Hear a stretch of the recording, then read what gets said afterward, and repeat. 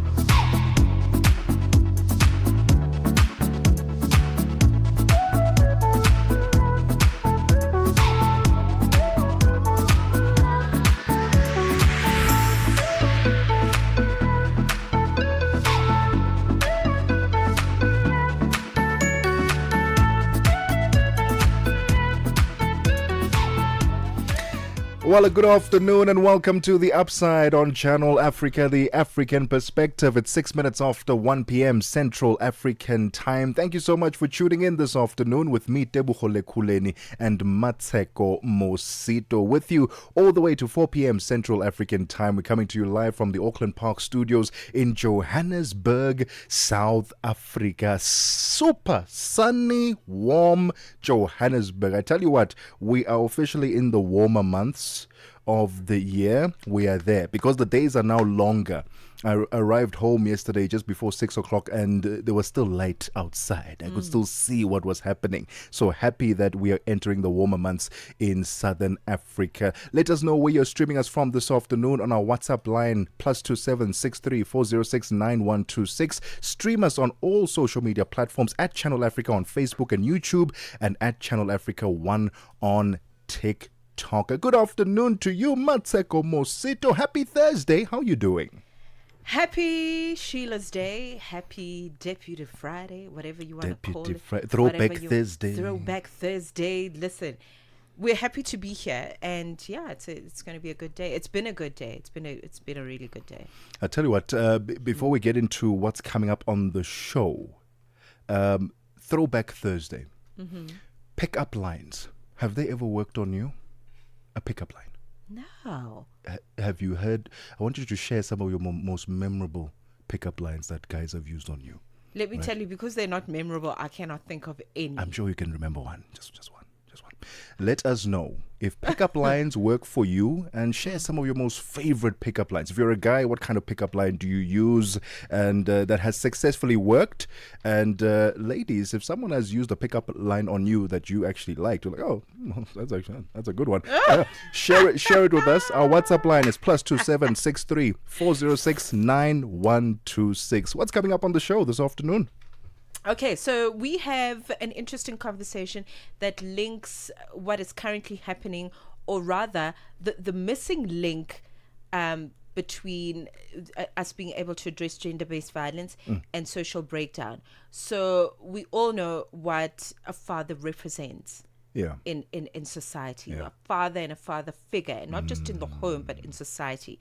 Because when you're raising a child, you're not just raising a child. You're raising someone's husband, someone's wife, someone, a business person, someone who's going to go out and contribute, right? So we all know what it's like to grow up without a present father or father figure, and the reality that that presents for many African people, including here in South Africa. We're going to use South Africa as an example as we unpack that link between having mentorship from a father and a father figure, I beg your pardon, and how that then contributes to what's happening in society, particularly when we look at gender-based violence. A conversation we're going to have with the founder of the Character Company. His name is Jaco van Schalkwyk, and he's going to help us unpack this very, very important issue. So it doesn't matter where you are, we know that fathers are important, okay?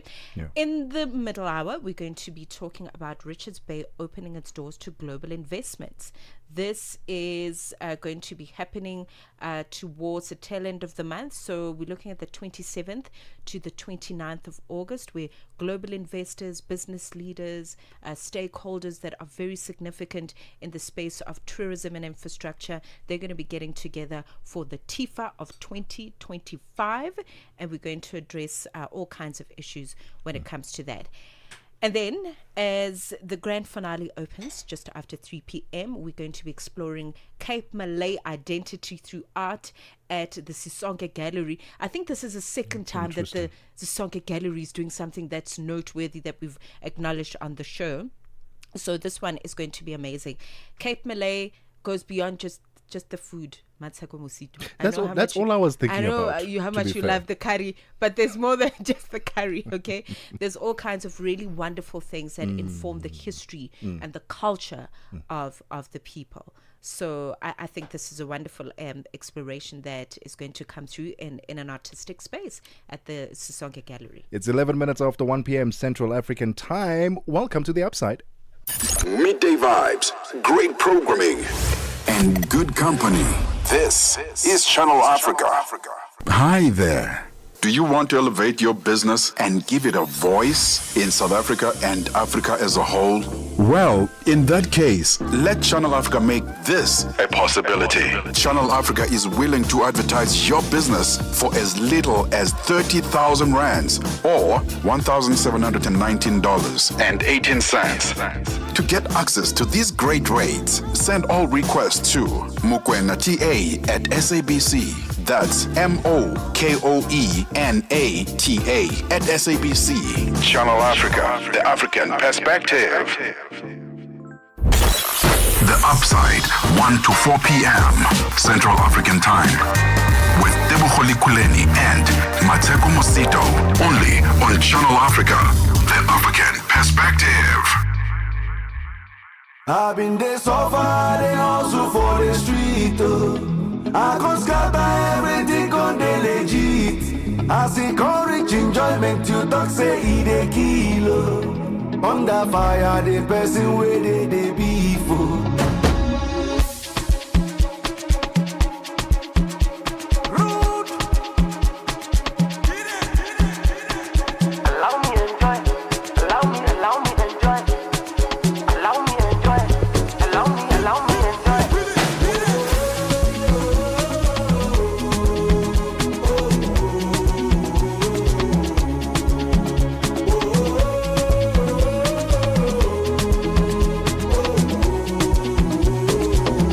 Suffer no they tire you. Hunger no they wire you. It be like country no they hammer you. Shake no they shake you. Shake it up for over. If you want know the coco, you go make you the loco. Plenty blessings, plenty they follow. Sure you think say I know no, no be today. I remember Sakpa used me they play. I've been this over, they hustle for the street. I can't scatter everything on the legit. I see courage, enjoyment, you talk say he dey kill. Under fire, the person where they be for. I've been this over, they hustle for the street. I can't scatter everything on the legit. I see courage, enjoyment, you talk say he dey kill. Under fire, the person where they be for. Allow me enjoy, allow me enjoy, allow me enjoy, allow me enjoy, allow me enjoy, allow me. All your friends go gather you. Grace and blessings cover you. You see this life, make money, chop money, enjoy yourself. Problems don't they finish you. If you want It is 14 minutes after 1 p.m. Central African Time. Rude Boy there with Enjoyment. I hope you enjoyed that song. What a banger to kick off the Upside on Channel Africa this afternoon. The African Perspective. Happy Thursday. Thank you so much for tuning in this afternoon. Stream us on all social media platforms at Channel Africa on Facebook and YouTube, and at Channel Africa 1 on TikTok. Let us know where you're streaming us from on this beautiful Thursday afternoon. Our WhatsApp line is +2763 406 9126. A topic that we often don't think about when it comes to gender-based violence is mentorship.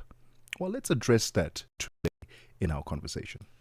100%. Very exciting to be engaging with somebody who really is going to take us places in terms of our thoughts on this matter. So, as I mentioned earlier, we know that growing up without a present father and somebody who's caring, whether they are your biological father or father figure in your home and community, this is a reality that's faced by way too many young boys, okay? We're going to use South Africa as an example. The absence of a father figure leaves a void that often leads to anger, it leads to confusion and a struggle to understand what it truly means to be a man. Without the guidance, many boys are at risk of emotional struggles. Poor academic performance is another risk that we're taking here, and even falling into cycles of violence, of substance abuse and criminal activity. The Character Company is stepping into the gap with a mentorship program that has already reached 1,000 boys, as I understand it, through value-based lessons. They also do camps and life-changing experiences. So it sounds really, really exciting. It sounds educational, but it also sounds like fun to do. So by introducing positive male role models, the initiative shows that fatherless boys can grow into confident men of integrity, equipped with respect, discipline, and empathy. So let's unpack this. Let's talk about the character company, but also looking broadly at the role of fathers and father figures in our society. Jaco van Schalkwyk, the founder of the character company, joins us on the Upside. Welcome to Channel Africa. Thank you so much for joining us, Jaco. Are you there, Jaco? All right, I think we lost Jaco there. We'll work on getting him back on the line, but a very important conversation.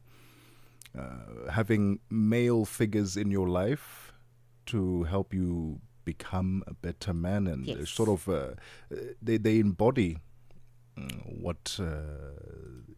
and I say they embody because when you grow up without a father figure in your life, you don't really know what it means to be a man and what a man looks like.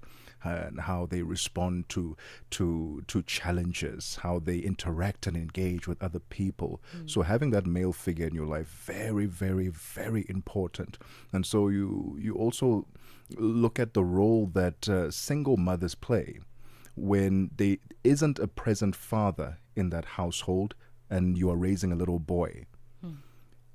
Hats off, salute to those mothers because they raise them to still be upstanding citizens, and they grow up to be amazing men. But you cannot run away from the fact that in those communities, within the family, you need male figures to help guide these young boys. So I'm glad that there are such initiatives that Jaco has created to ensure that there is guidance and counsel for young men. Absolutely. Very, very important. Okay, let's take a break and return and have a conversation with Jaco. The KwaZulu-Natal Convention Bureau, in collaboration with Millvest Advisory and the city of Mshattuze, bring you the 2025 Tourism Investment Forum Africa. As a global platform for local action, the Tourism Investment Africa aims to promote the secondary and tertiary cities and regions as attractive investment and tourism hubs. Be part of the movement transforming tourism in Africa. Join us for the TIFA 2025 from August 27 to 29 at Tembela Venue, Richards Bay, KZN, South Africa. In this episode of Channel Africa Conversations, Peter talks to Dr. Thulisile Buddha, an academic, author, and an expert in indigenous knowledge systems. Join us for a compelling discussion on preserving African languages and traditions in the digital era. Dr. Thulisile unpacks the role of educators, explorers, and how technologies like AI can support cultural preservation, and challenges us to rethink how we honor African heritage. You can find the episode on YouTube, SABC Plus, and on our website, channelafrica.co.za. This episode is a must-listen for educators, creators, and change makers across the continent. Channel Africa, the African perspective. The Upside. On the Upside, your voice matters.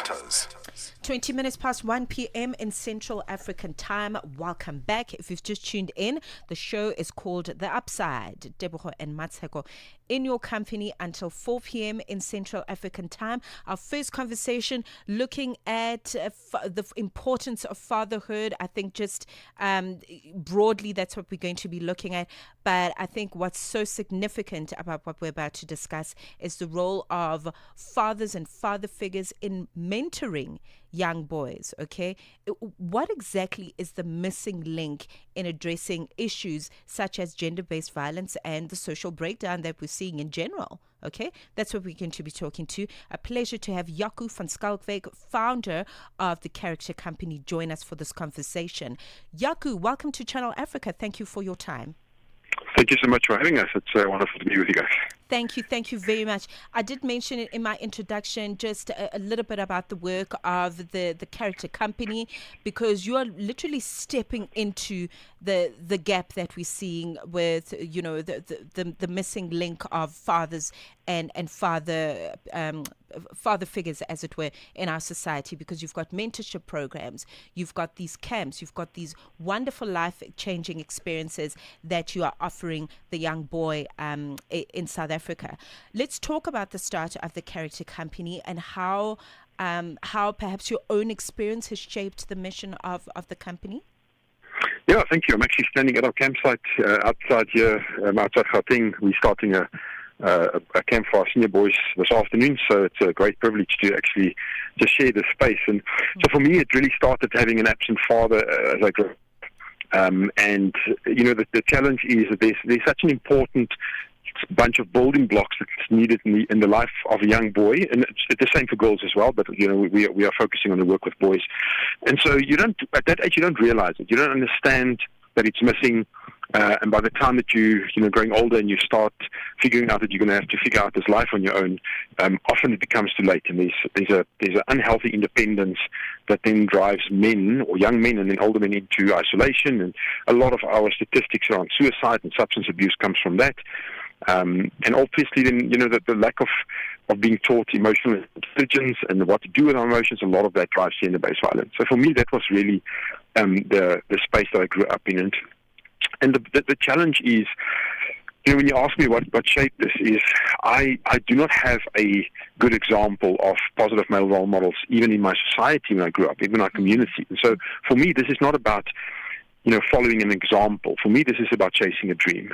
I want to see communities, I want to see our country, I want to see young men that flourish, not because they are cowards and pretend that nothing is going on in their lives and they, cowboys don't cry and all of that nonsense. I want to see a society where men are really engaging and understanding that it takes an enormous amount of courage to admit that we don't have it all together and we need to figure it out, and we can figure it out, but we can't do that in isolation. And I think that's what's driving it for us. We have the privilege to do this in the lives of young boys and young men. I mean, we camp with boys from as young as 5, that stage between 5 and 10 or 12 where the impact is the highest, and we step intentionally into those spaces with positive male role models, what we call fat guys, faithful, available and teachable. And they walk in there and they are intentional about that, and in their own development, because that's the hard part, as we develop and as we understand where we need to grow and figure out stuff so that we can, kind of mentor next generation. And that's how we get to fix it. And so that's where the passion is to see this change for these young men, because if I change it for a young man, it means I change it for his family, for his future family, and that's how we fix it. Yaku, you call the company the Character Company. What does character mean to you, especially in the work that you're doing in raising young boys to become men? Yeah, so for us that started with 2 things. One is what are we developing here? We want to develop something that's a foundational issue that comes down to character. It's the thing is that we see around us is men that behave badly but don't have the strength of character to admit it and apologize for it and say that I'm going to do better. We see men behaving badly and then coming up with excuses for it and trying to justify it. So for me, the core of this is, what does your character look like? What is the best version of yourself? And for us at Character Company, that really is about young men that are building a foundation of values, so something that's a roadmap in my life. But the core of this, for me, is a formula that we work on, and that is ability, accountability, and commitment. If we can have that right, for me, that shows the strength of character, because the vulnerability part means I'm not going to pretend that I've got it all together. I'm not going to walk around the whole time. I'm going to do that very courageous but very difficult thing to say, you know what, I want to build a true relationship. I want to engage with exactly who I am, and that means it comes with all the brokenness and all the baggage and everything, but this is who I am. And if you know my story, it means that I can be accountable, because I think that's the biggest thing we're missing in our country is accountability. And so now you understand my story, so that's not criticism, because I know you love me and you care for me, you want what's best for me, so now we can be accountable to one another. And that's when men will step into spaces to say, yes, brother, you know my story, you know I'm struggling with addictions, or I struggle with infidelity, or I'm struggling with, there's such a host of things. It could be just like, I don't know how to engage as a husband or as a father, all of those things. What do I do with this? And it means that we kind of from leave pride and arrogance on the side, and we're saying, man, I need someone to walk this with me, so hold me accountable. And if I can do that, it means I can then step into the commitment part. We spell commitment with a capital MEN, and that is to make the commitment to be the best version of myself. And what does that look like? And that's not the guy that is there's nothing wrong with the guy that, drives the flashy car. And that's not it. It is someone that says, we're walking this journey and we're doing it intentionally. And if I'm going to stumble and fall, which is gone, I'm going to get up and I'm going to apologize.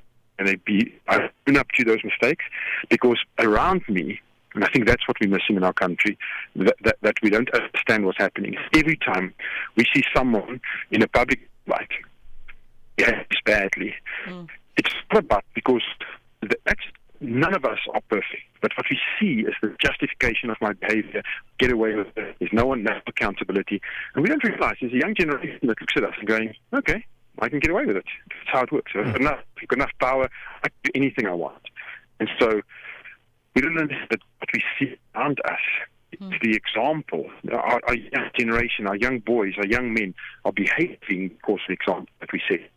And so we are creating this. We have created a very, very dangerous world for our children to grow up in, and we can and must for them. So, for at least the character parties, and of course the company, because we want to do a business here. So yeah, sorry, we're really battling to hear you. I think the connection is it's getting worse. So can you just kindly move around just a little bit as I ask you the next question, because we've only got a few minutes now to go with you. Yes. But I really like the direction that you're taking us in, with the character company, because it sounds to me like you're not trying to build perfection. You're trying to build a sense of awareness, for these young boys, which is wonderful. And I heard you earlier also mention that you take in boys from as young as 5, which is so important, because I've seen a lot of sort of similar initiatives only taking children from about 10 years old until they perhaps 18. So starting at, the foundation years sounds like a good place. So let's talk about that. Let's talk about your intake, your mentorship program, very importantly. How does that work? Do you have a community of other men that are supporting you through these programs? Please break down the Character Company's mentorship program for us.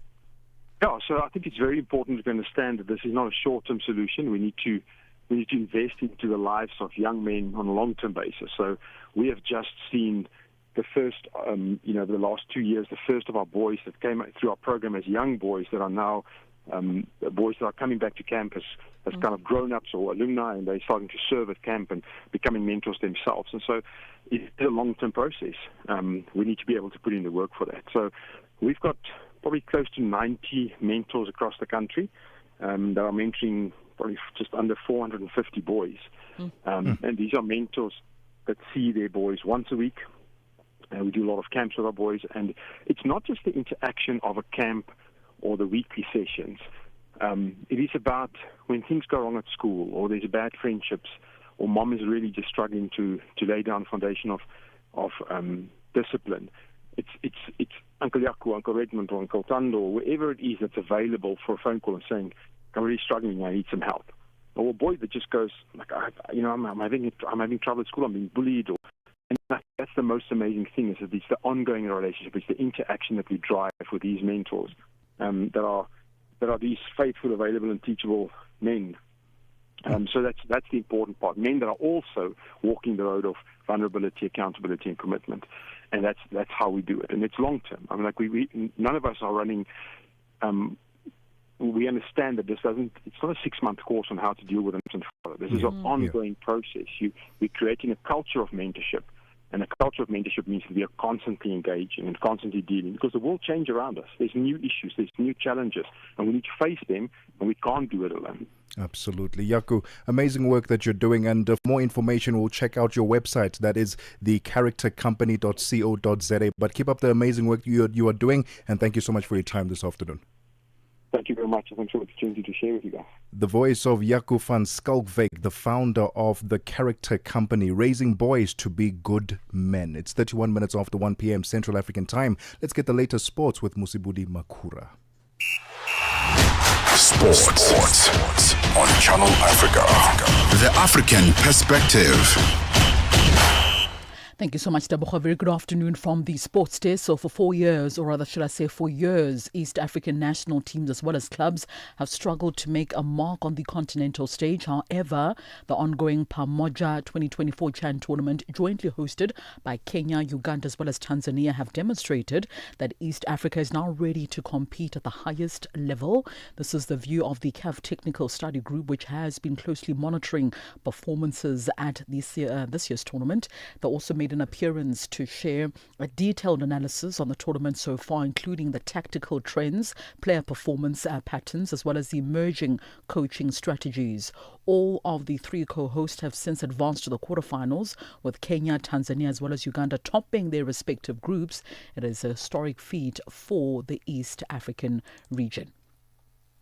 On to athletics news now. Despite unforgiving rainfall, Olympic silver medalist Yoani du Plessis managed to hold on for second position in the women's javelin throw at the Diamond League meeting in Lausanne, Switzerland last night. Now, the South African landed the javelin at 58.89 meters, and even though she fell short of Serbian athlete Adriana Belogos, who secured a victory with a throw of 63.02 meters. Meanwhile, in the men's 100-meter sprint, the South African record holder Akani Simbini grabbed fourth place in a time of 10.05 seconds. Up front, it was Jamaican athlete Oblique Seville who took first place in a time of 9.87 seconds. And after putting up a fight in the women's 800-meter race while trying to stick with the Olympic pace of the champion Keely Hodgkin of Great Britain, world indoor champion Prudence Khodiso, also of South Africa, faded in the closing stages. The Brit tore clear to win in a time of 1 minute 55.69 seconds, setting a meeting record in the process, while Khodiso could only manage a sixth place position in a time of 1 minute 56.78 seconds. In rugby news now, the Springboks will kick off their end-of-year tour to Europe with a match against Japan at Wembley Stadium in London on the 1st of November. It will also be the first time in 10 years since the last time these two teams met on English soil when Japan beat South Africa in their opening match of the 2015 Rugby World Cup in Brighton in one of the sport's biggest upsets. Meanwhile, the players have also spent some time in Cape Town ahead of the second Rugby Championship match against Australia this Saturday, dissecting, should I say, what happened last Saturday. The much touted bomb squad is also now determined to earn their keep last Saturday, where they were missing in action.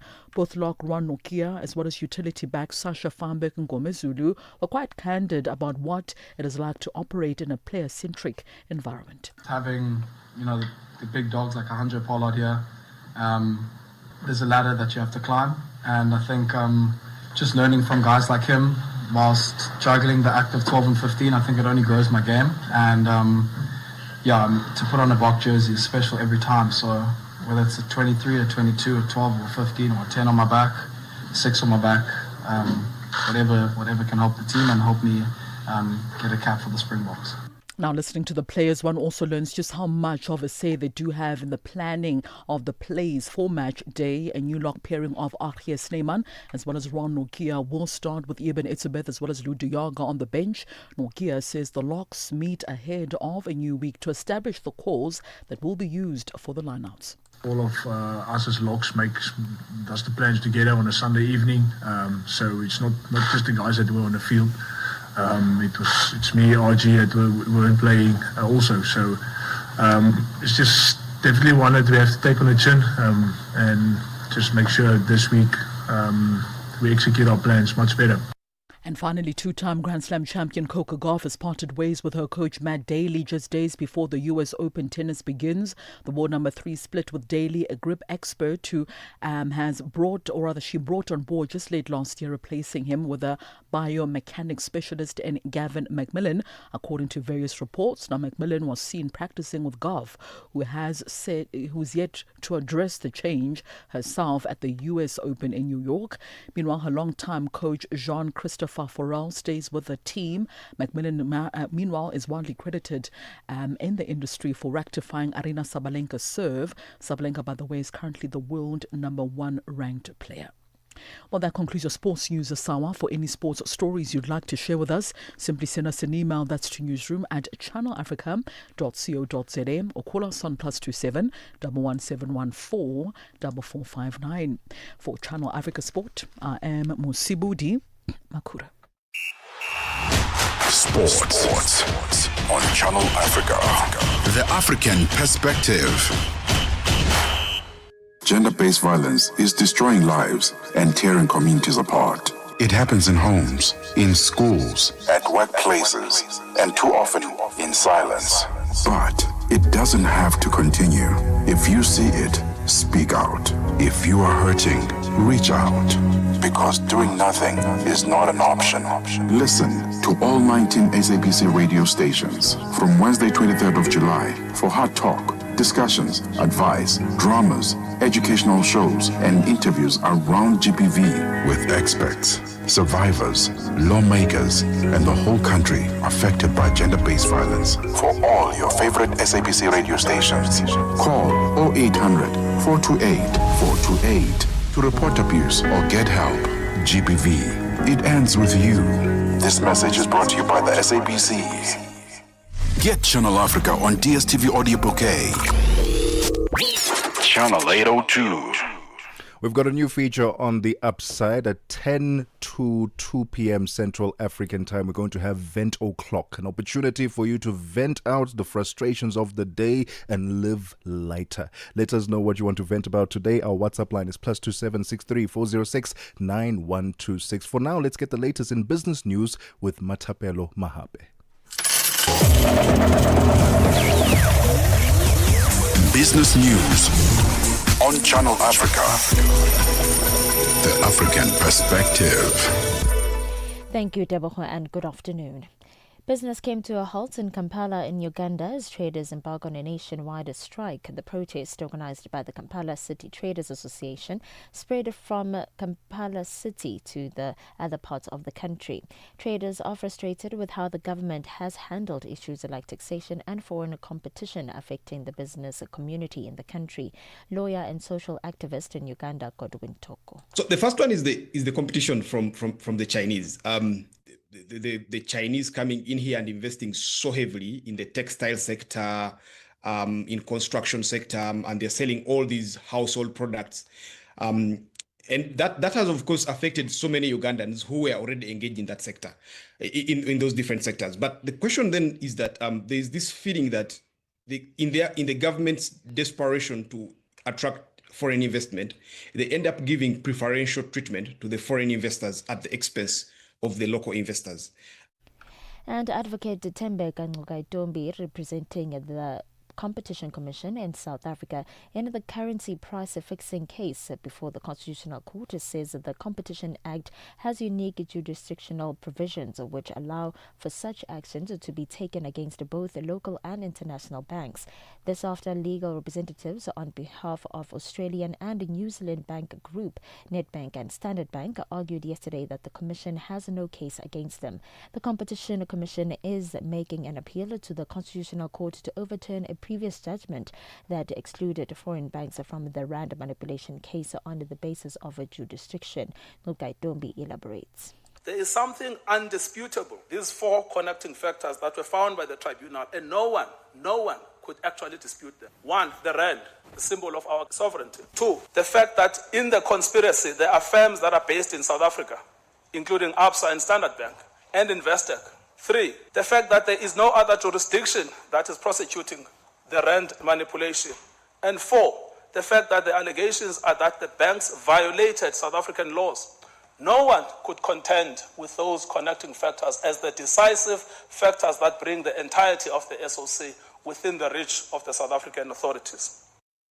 And as South Africa gears up for the G20 summit in November, Deputy President Paul Mashatile, in his capacity as the chairperson of the Human Resource Development Council, HRDC, has expressed the importance of education and skills development in building inclusive and resilient societies during the HRDC meeting in Johannesburg. Mashatile also highlighted South Africa's commitment to advancing education reforms, promoting youth employability, and aligning with the Africa's continent development agenda. The G20 Education Working Group provides a chance to develop more inclusive and resilient education system capable of preparing students for the future. As a host country, we have the chance to support emerging markets' economics objectives while also promoting the African continent's development agenda within the G20 framework. The South African Rooibos Council, SARC, is engaging the Department of Trade, Industry and Competition as well as the U.S. Embassy to push for a removal of U.S. tariffs on rooibos. It is arguing that the crop is uniquely South African and poses no threat to U.S. agriculture. This after the U.S. imposed a 30% import tariff on South African exports to the U.S. SARC's chairperson, Dawie de Villiers, says while the U.S. accounts for about 5% of rooibos exports, it remains committed to supporting producers and exporters through the tariffs imports and to expanding the product's global footprint. We're in talks with the Department of Trade and Industry and Competition and the U.S. Embassy to push for the removal of the new 30% tariff on rooibos. Since rooibos is only grown in South Africa, it poses no threat to U.S. farmers and actually supports jobs there. Our aim is to keep rooibos competitive in the U.S. while growing our presence in other global markets. Japan will provide up to $169.4 million in samurai bond financing to Kenya, saying the facility will strengthen the local vehicle assembly and part of the manufacturing industry while also addressing electricity transmission and distribution losses, currently standing at about 23% of the national output. The announcement came during the Tokyo International Conference on African Development, TICAD, where senior Kenyan officials stressed that Nairobi's liability management strategy is shifting from financing risk to cutting borrowing cost with plans to tap yen and renminbi denominated markets alongside sustainability-linked bonds to retire expensive debts. A look at your financial indicators. $1 Nigeria is trading at 1,000 naira 534. In Botswana, it's 13 pula 39. Kenya, the dollar is trading at 128 shilling 32, and in Zambia, it's 23 kwacha 29. The BRICS countries, $1 in Brazil is trading at 5 real 48. Russia is 80 rubles 48. India, it's 87 rupees 4, while in China, it's 70 yuan 18, and in South Africa, $1 is trading at 17 rand 68 cents. $1 is trading at 74 pence to the British pound and 85 to the euro. A look at your commodities. Gold is trading at $3,330 and platinum at $1,317, or rather $1,317 per ounce, while the price of Brent crude oil is at $67.51 a barrel. For any business stories you'd like to share with us, please send an email to newsroom@channelafrica.co.za or call us on +2711 714 4459. For Channel Africa Business News, I am Mmatsheko Mahape.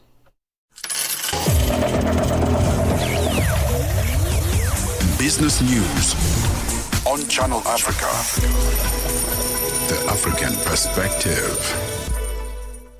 The KZN Convention Bureau, in collaboration with Milvest Advisory and the City of Umhlatuze, bring you the 2025 Tourism Investment Forum Africa, or TIFA, as a global platform for local action. The Tourism Investment Forum Africa aims to promote secondary and tertiary cities and regions as attractive investment and tourism hubs.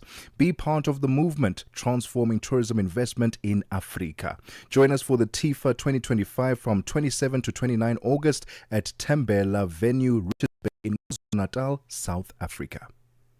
Get the news, music, and lifestyle of Africa on Channel Africa, the African Perspective.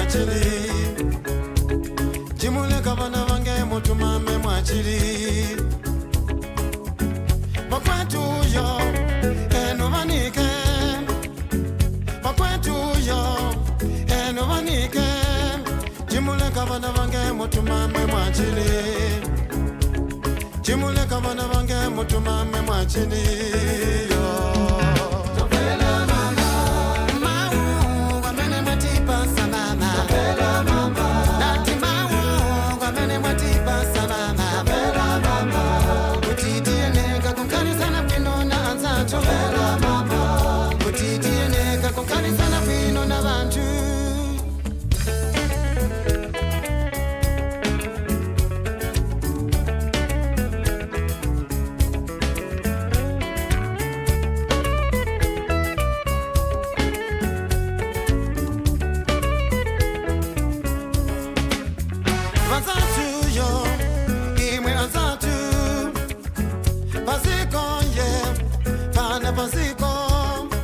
Nipepa tikale na mutima wokwirizana.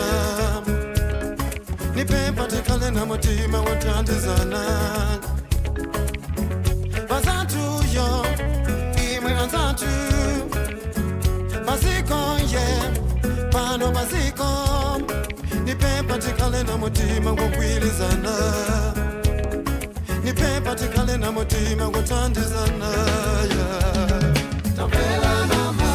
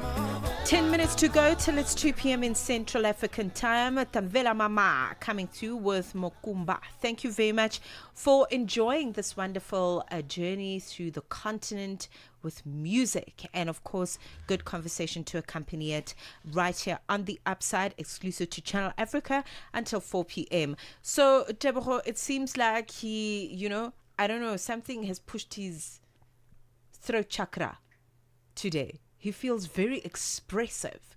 Okay, so Yes. I believe there's something, there's a platform that you want to create. Yes, in this hour, absolutely, before the close of this hour. Absolutely, I think every single day now going forward at 10 minutes to 2 p.m. Central African time, it will be Vent O'Clock, where we'll have an opportunity to vent about what plagues us, what issues that really are of concern to us, that we just want to release so that we can live lighter as human beings. So we're going to have our Vent O'Clock session in a few seconds' time. Send through your vent +2763 406 9126. It's 10 minutes before 2 p.m. Central African time. Vent O'Clock is coming up next. Hi there. Do you want to elevate your business and give it a voice in South Africa and Africa as a whole? Well, in that case, let Channel Africa make this a possibility. Channel Africa is willing to advertise your business for as little as 30,000 rands or $1,719.18. To get access to these great rates, send all requests to mokoenata@SABC. That's MOKOENATA@SABC. Channel Africa, the African perspective. We take no sides, none whatsoever. We are the Upside. It's 9 minutes before 2 p.m. Central African time. It's time for Vent O'Clock. What is plaguing you? What do you want to share with the entire world so you can live a lighter life? Today is a special one because we are all going to be sharing our vents. We have roped in our producer, Unombuiselo Tango, to come and share her vent. Mmatsheko is here. I'm going to share my vent. And because we've roped you in from your very busy schedule, Nombuisa, very busy indeed. What do you want to vent about today? So, as you can see, I am in my Erykah Badu phase. You look gorgeous. We love. And it's all because I had braids yesterday, guys. blonde braids, beautiful, blonde. Yes, we remember. And I went to unbraid my hair, and the lady decided on a random day to just snap off my hair. Not the braids, my actual hair. Not the fiber, my actual hair. Might I add again? The fiber was blonde. My hair color is brown black. It was up to my chin. And now it is up to my eyebrows. I can't even do the next hairdo that I wanted to do because it's Invisitips. So now I can't even do it anymore. What were you going to do? Invisitips? The invisible tips. Sounds now amazing. I can't even do them anymore. Okay, so we need to establish now how we're going to sort this out. Are you going to get free treatments for the next 6 months? I mean, what's the recourse? Did you complain? How are you going to get So I was doing my compensated for nails, this? hence I couldn't see anything, and I've stopped, obviously. Okay. And I was like, no, man, I can feel that my hair is a little short. No, even if we say this is growth, you know how black hair, kinky coily hair will, shrink. Yes. And I'm like, yes. even if we're saying it's shrinking, this much shrinkage. So I said, no, let me check myself in the mirror. And everybody in the salon said, no. Finish your nails first. Finish your nails. And I said, no, something is up. Why are they? No. I stood up, went to the mirror, and I saw Norbit. If you know the movie Norbit, that's all not that I cute. saw from a nice Nikki I'm Bob sorry to laugh, but oh my goodness. So right now I am rocking the Winnie Mandela afro, the whatever else you may call it. My hair is a mess. Underneath here, there's life of struggle, okay? And I don't know what to do. I'm trying to keep my composure while I'm talking to you guys. We are so sorry because we know how long it takes for hair to grow. You need to go complain to the salon so you can see what kind of what deal. are they going to do? But that's not what you asked for, right? You asked them just to remove your braids. Now they ended up cutting your hair. There must be some sort of recourse there. And they'll gaslight you. No, I think she just chopped off the ends. But it's very clear that it's not. And when I went to her and I talked to her very calmly, she kept saying, no, it's just the ends. It's just the ends. So I left the salon, obviously, very irritated. And when I got home, I got a message from her saying, hey, my eyesight is not that great. So why were you cutting, ma'am? Why are you working in a salon where you actually need to pay attention? You need a 5,000 Rand voucher for that mistake. No, you must go back and you're taking us with you. We will fight for you. I am tired of Bram You salons. needed a vent today. You needed that vent. And yours? Actually, I'm going to ask Mmatsheko to share her vent. No, I'll be vent-o-meter today. Yeah, You're she's vent-o-meter? Vent-o-meter. I will what does judge that mean? the vent. Yeah. You're judging the vents. Yeah, which one is worse between The only thing I will say is that there's a platform. I don't know if it's active, and I actually need to go on that platform because I'm not happy with my dry cleaner and how they treated my designer outfits that were imported from India 3 weeks ago. There's a platform known as Hello Peter. Where people complain. Is it still active? It is, very much. Oh, no. Does we it need really to go affect the business, guys? I don't know if it Or affects do you guys just vent and be Karens? I don't know if it affects the business in terms of lowering their reputational score, whatever the case may be. But when you see the company that you're trying to go to and it's listed under Hello Peter and there's like a 1-star there, your immediate is like, oh, red flag. I shouldn't go to that company. So how many of you guys actually check the companies if it's under Hello Peter and rated 1-star? To be honest, I don't do that. Exactly. So yes, okay, carry on. So I was just saying that, if your vent perhaps is around a service that was not delivered correctly, whether it's from the dry cleaners like me or a restaurant service that was not up to scratch, or your insurance company just doesn't want to come to the party, even though you've been paying them religiously as per agreement. Hello Peter could be, or any other similar kind of, venting platforms online. How effective are they? Perhaps that's the question. How effective are they in your life? Do you go there and check? Do you go there to complain? How does it work? What's your vent, sir? Social media is the way people are venting now. So if a company did them wrong, they now tag them and say, hey, you did this wrong. You cut my hair way too shorter than I asked for. And my problem with that is that companies are very selective as to who they respond to. If you're a big name and you have a following, then they'll respond to you and say, "Oh, we are so sorry. Please check your DMs. Let's resolve and let's see if we can sort it out." But if you're just a nobody, have like 2 followers, they're just going to ignore that unless someone flags it and say, "Hey, let's retweet until this company." So social media these could days they be. actually are responding. Like my network provider, I've complained on X. Okay. And they're like, check the DMs. And then really? someone said, stop saying check the DMs. Actually, come up with the solution in the In comments. the comments. And I said, that person is my lawyer. In the comments. Because this thing was addressed publicly. Exactly. Address us and fix it publicly. Anyway, I'm all for technology, right? I love technology, but I feel like sometimes we take technology a bit too far. Because tell me why in Japan they have invented a human washing machine. Okay. It's a pod that you can sit in and it will wash you. It will clean you up. So you just sit in there. Are we that lazy? So you no longer need to wash yourself. That's disturbing. No, it does everything for you. And in fact, if you know, it picks up on your emotional cues. If you're unhappy or whatever, there's visual aids in front of you. There's a screen that has nice visuals and nice music and sounds while you are taking that bath or that wash. Right. So how it works. It's called the futuristic pod design. It's got a futuristic pod design. The user sits inside the transparent cockpit-like capsule that fills halfway with warm water. And then high-speed jets release microscopic air bubbles that burst on the skin, dislodging dirt and impurities through gentle pressure waves. And then electrodes in the seat monitor vital signs like pulse and adjust water temperature and pressure to optimize comfort. And then, as an added feature, an AI system assesses the user's emotional state and projects calming visuals inside the pod to provide psychological relaxation alongside physical cleansing.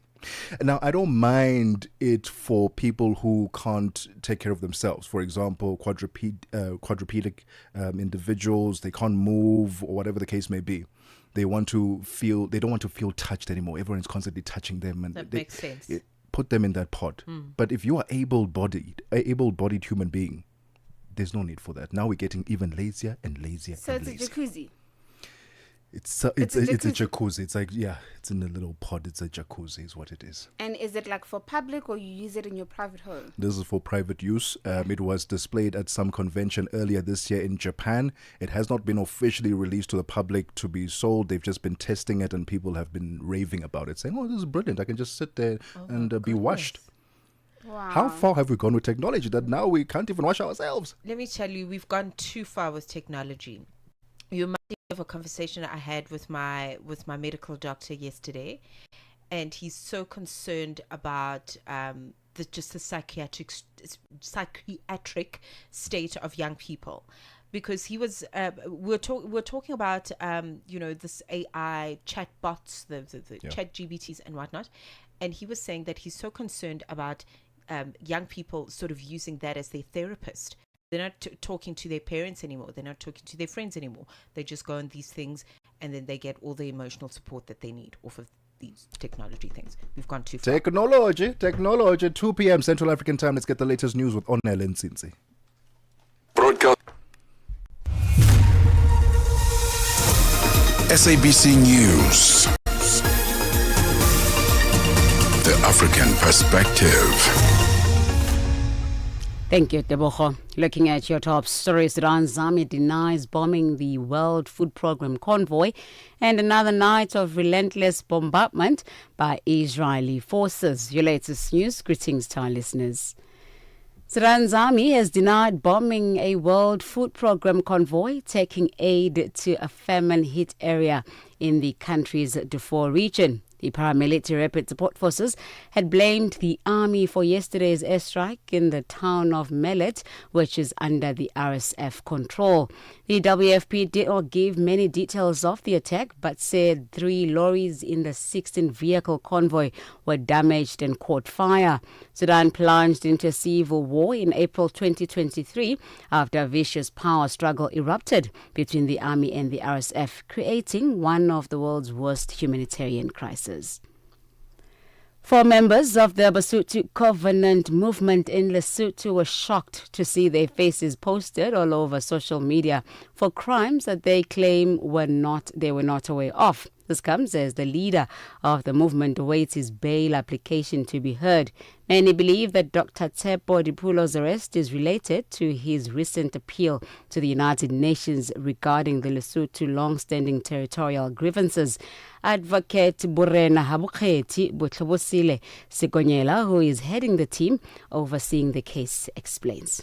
But our expectations as legal representatives was that they were going to be served with summons, because you can't just appear because a charge has been read that you are part of the list of people that have to be charged. So instead of going to the social media, we expected that the police would actually come to their houses and serve them with the charges, and or otherwise to cause them to appear before the court to be able to stand trial. South Africa's National Assembly Speaker Tebogo has defended the parliamentary's Legal Services Unit from criticism from some of the members of Parliament. The unit was criticised during the draft of the terms of reference of the ad hoc committee established to investigate allegations made by the KwaZulu-Natal Police Commissioner Nhlanhla Mkhwanazi.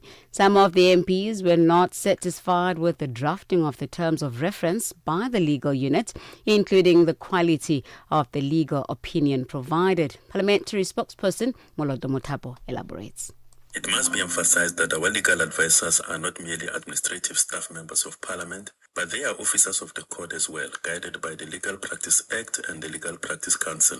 And their professionalism, competence and integrity have stood the test of constitutional legal scrutiny for many years.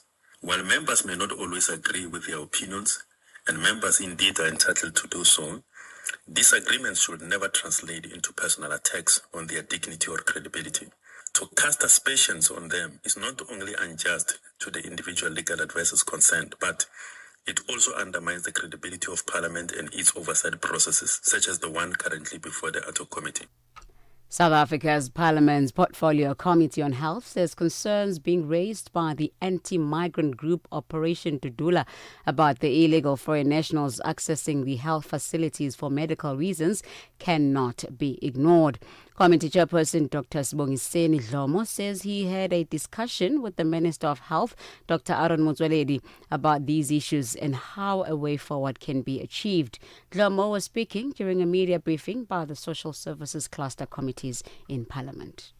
I am glad that over the past few weeks, the Minister of Health has been discussing with the concerns of Tudula and other stakeholders who have brought this matter to our attention as a country. And our discussions, and also which then have come to be done by myself and the Minister of Health, is that these concerns cannot be ignored, brought in by these citizens. These concerns cannot be wished away, but maybe we should find an approach to handle them and going forward. And the discussion, therefore, going forward are, among other things, to address those issues. Lastly, Gaza City residents have been describing another night of relentless bombardment by Israeli forces. Israel says it has begun an expanded offensive to target the remaining Hamas stronghold there. The BBC's Yolanda Nell.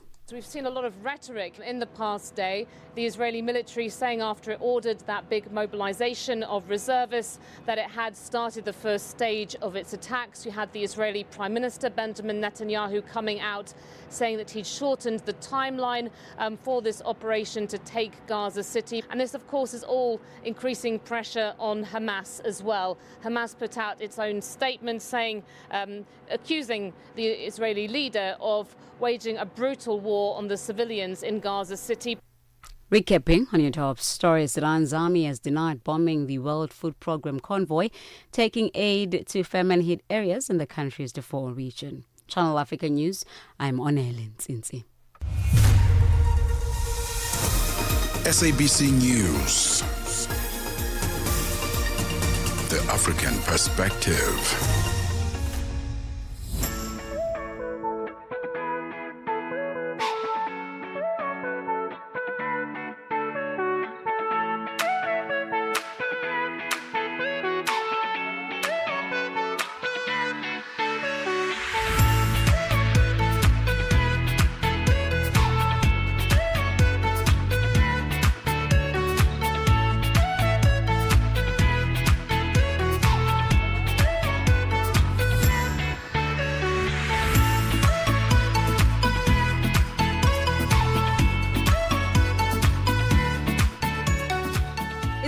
minutes into 2 p.m. in Central African time. Well, it is the second hour of The Upside. If you've just started listening, this is us, Tebogo and Mosito, with you until 4 p.m. in Central African time.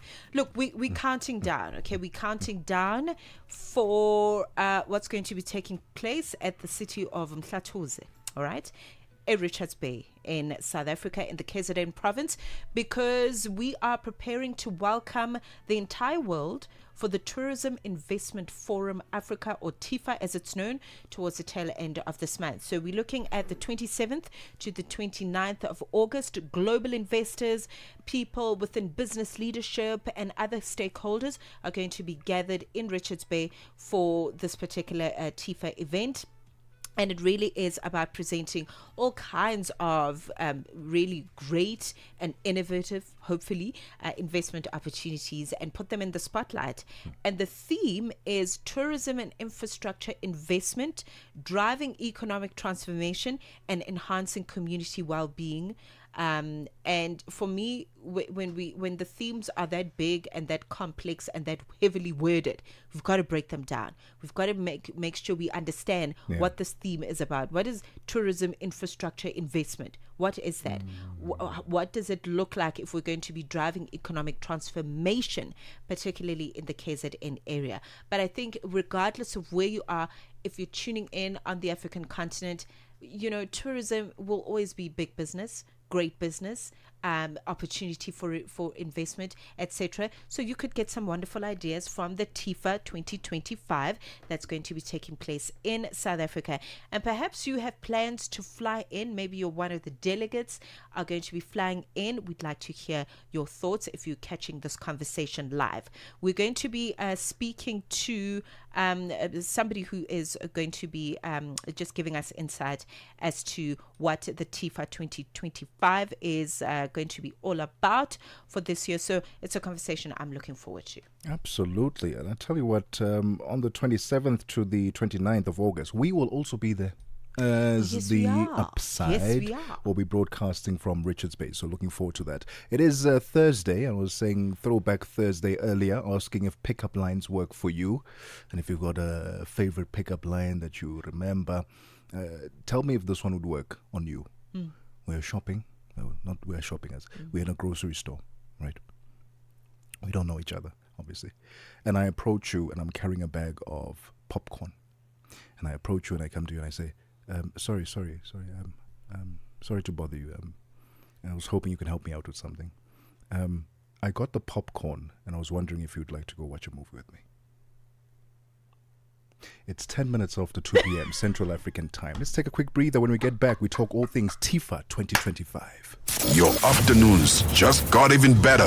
Fresh and exciting. The Upside, hooking you up with today's news from an African perspective. Africa, voici Abedi. Oui, c'est moi. Abedi est un passionné de musique dans l'âme. Il a un goût pour toutes sortes de musique et passe ses journées à écouter Channel Africa. J'aime beaucoup la musique africaine. Ok. Devinez quoi? Channel Africa veut aider Abedi et les mélomanes du monde entier à découvrir encore plus de musique incroyable. C'est pourquoi Channel Africa appelle les artistes africains à soumettre leur musique. Chers artistes, n'oubliez pas de nous fournir toutes vos informations pertinentes à l'email adresse musique@channelafrica.co.za. Les soumissions sont votre chance d'être entendues, mais elles ne garantissent pas une playlist. Toutes les soumissions seront soigneusement examinées pour voir si elles répondent aux exigences de notre station. Channel Africa, la perspective africaine. Mmatsheko Mosito and Tebogo Lekhuleni on the Upside.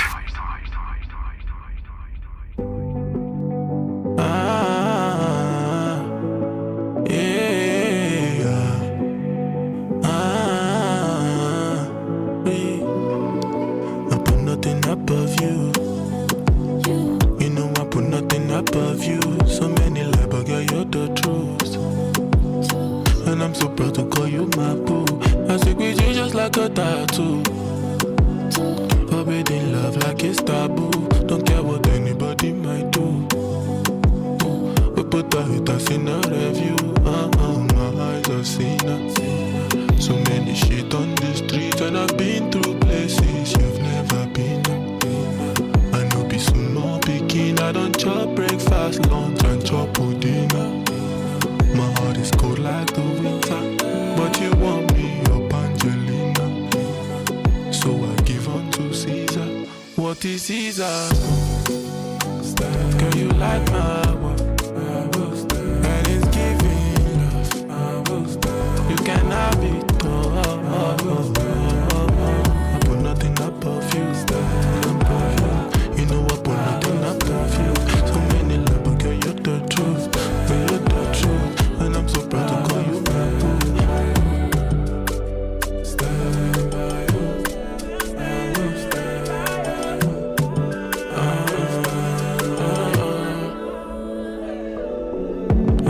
I thought I told you I really love you, and I don't care who had you. It's such a nice view. It's just me and you. You make the sky blue, the moon no pay you. Hello, hello, share you they hear me. It's weather for two, do me gently. Wachakama, ferawa, wachakama, ferawa. Oh, my eyes have seen us. So many shit on the street, and I've been through places you've never been.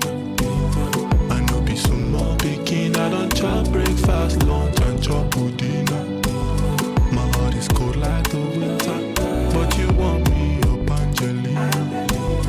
So I give unto Caesar what is Caesar. Girl, you like my work, and it's giving love. You can have it all. I put nothing above you. You know I put nothing above you. So many love, but girl, you're the truth. Girl, you're the truth, and I'm so proud to call you my boo. Hello, 14:14 on the digital clock. Thank you for tuning in. Fields with Stand By You. This is The Upside.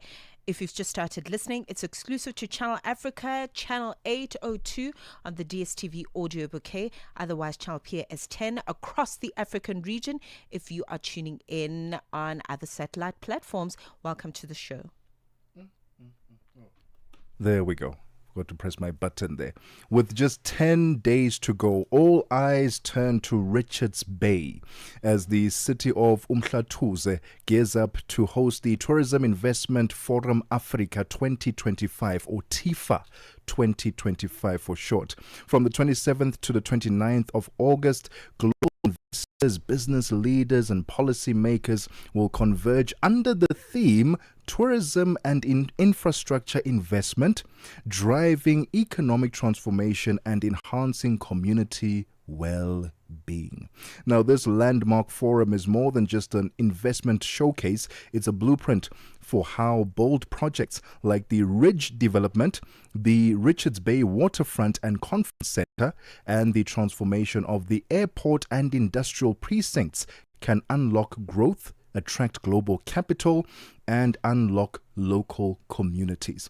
To explore how KwaZulu-Natal is positioning itself as Africa's premier hub for tourism, we'll be joined on the line by the Chief Operations Officer of the KwaZulu-Natal Tourism and Film Authority. Her name is Miss Jackie Mutsepe.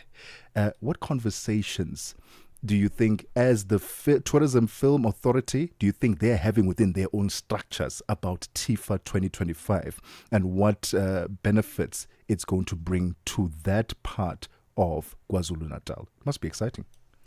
It sounds exciting. And, tourism, I love the tourism sector and how just not just the KZN province, but just generally in the country. I mean, the Limpopo Tourism Agency as well is doing amazing work, just as an example. Yes. There is just this big vision, to see tourism as kind of an umbrella space for everything else that's happening in the country, for the automobile sector, for the agricultural space, for, so it's not each sold separately. Everything forms part of the tourism sector. And if other sectors grow, the tourism sector grows as well. So if you're going to incorporate the space of film and, film bureaus, etc., coming into the fore, well, they can grow too, because I'm thinking the connection there could be the more people come and invest in that part of the region where where there's opportunity for that creates job opportunities, for the actors, for the directors, for the directors of photography or whoever else is in the film space. So a great place to meet and to also build an international network, as it were. So I love that. And also just sticking or going back to that theme, tourism and infrastructure investment. Driving economic transformation and enhancing community well-being. Which means if they're going to be talking about infrastructure, I have not been to the city of Mhlathuze. I haven't heard a lot about it. But for me, one thing would be a massive thing to invest in would be road infrastructure for people to move around in, perhaps accommodation to be included and to be built, lodges, and perhaps also network connectivity. Because in certain areas where they are a bit remote, there's not a lot of connectivity in those areas. So that drives people away from these particular remote areas. So we're hoping that the well-being of this community will be the central focus when they have the TIFA 2025. It's 18 minutes after 2 p.m. Central African time. We're still working on getting the COO of the KwaZulu-Natal Tourism and Film Authority. While we do that, let's take a quick breather. No matter where you are, Channel Africa is always with you. This August, we celebrate the strength, brilliance, and unstoppable spirit of African women. It was the women themselves who strove for and got the changes by lobbying, going through NGOs, and by networking. That's you, ladies. From the boardroom to the classroom, from the marketplace to the microphone. Women are leading, innovating, and transforming our continent every day. Oh, here's to knowing that as a woman, your voice can change the world. Your voice matters. Your story inspires. Your presence is powerful. This Women's Month, we honor you. Channel Africa, the African perspective.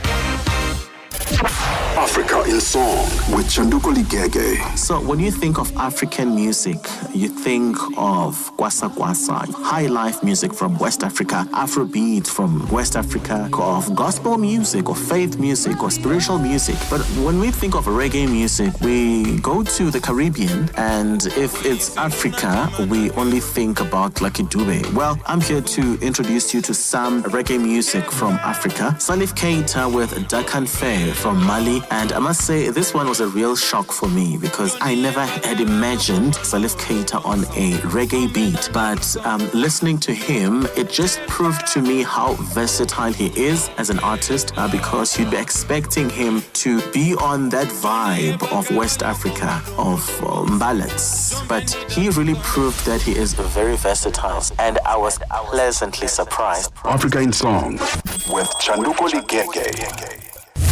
Parlez-vous couramment le français? Êtes-vous passionné par la radio?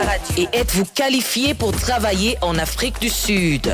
Envoyez-nous votre CV et vos 3 minutes démo en MP3 à @channelafrica.co.za pour avoir une chance de rejoindre la famille Channel Africa. Si vous n'avez pas de réponse après 14 jours, cela signifie que vous n'avez pas été retenu. Channel Africa, la perspective africaine. Whatever you want to hear about today's talk, you can only get it on the Upside. Every weekday, 2 to 5 p.m. Central African Time.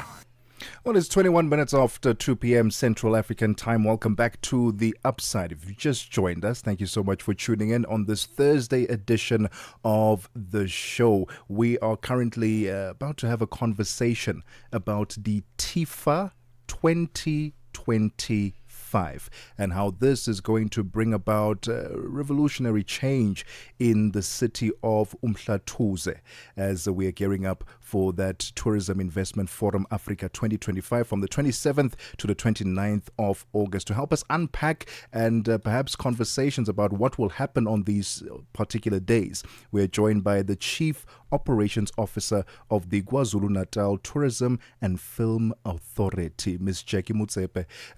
Jackie, thank you so much for your time and welcome to The Upside. Thank you. Thank you for having me.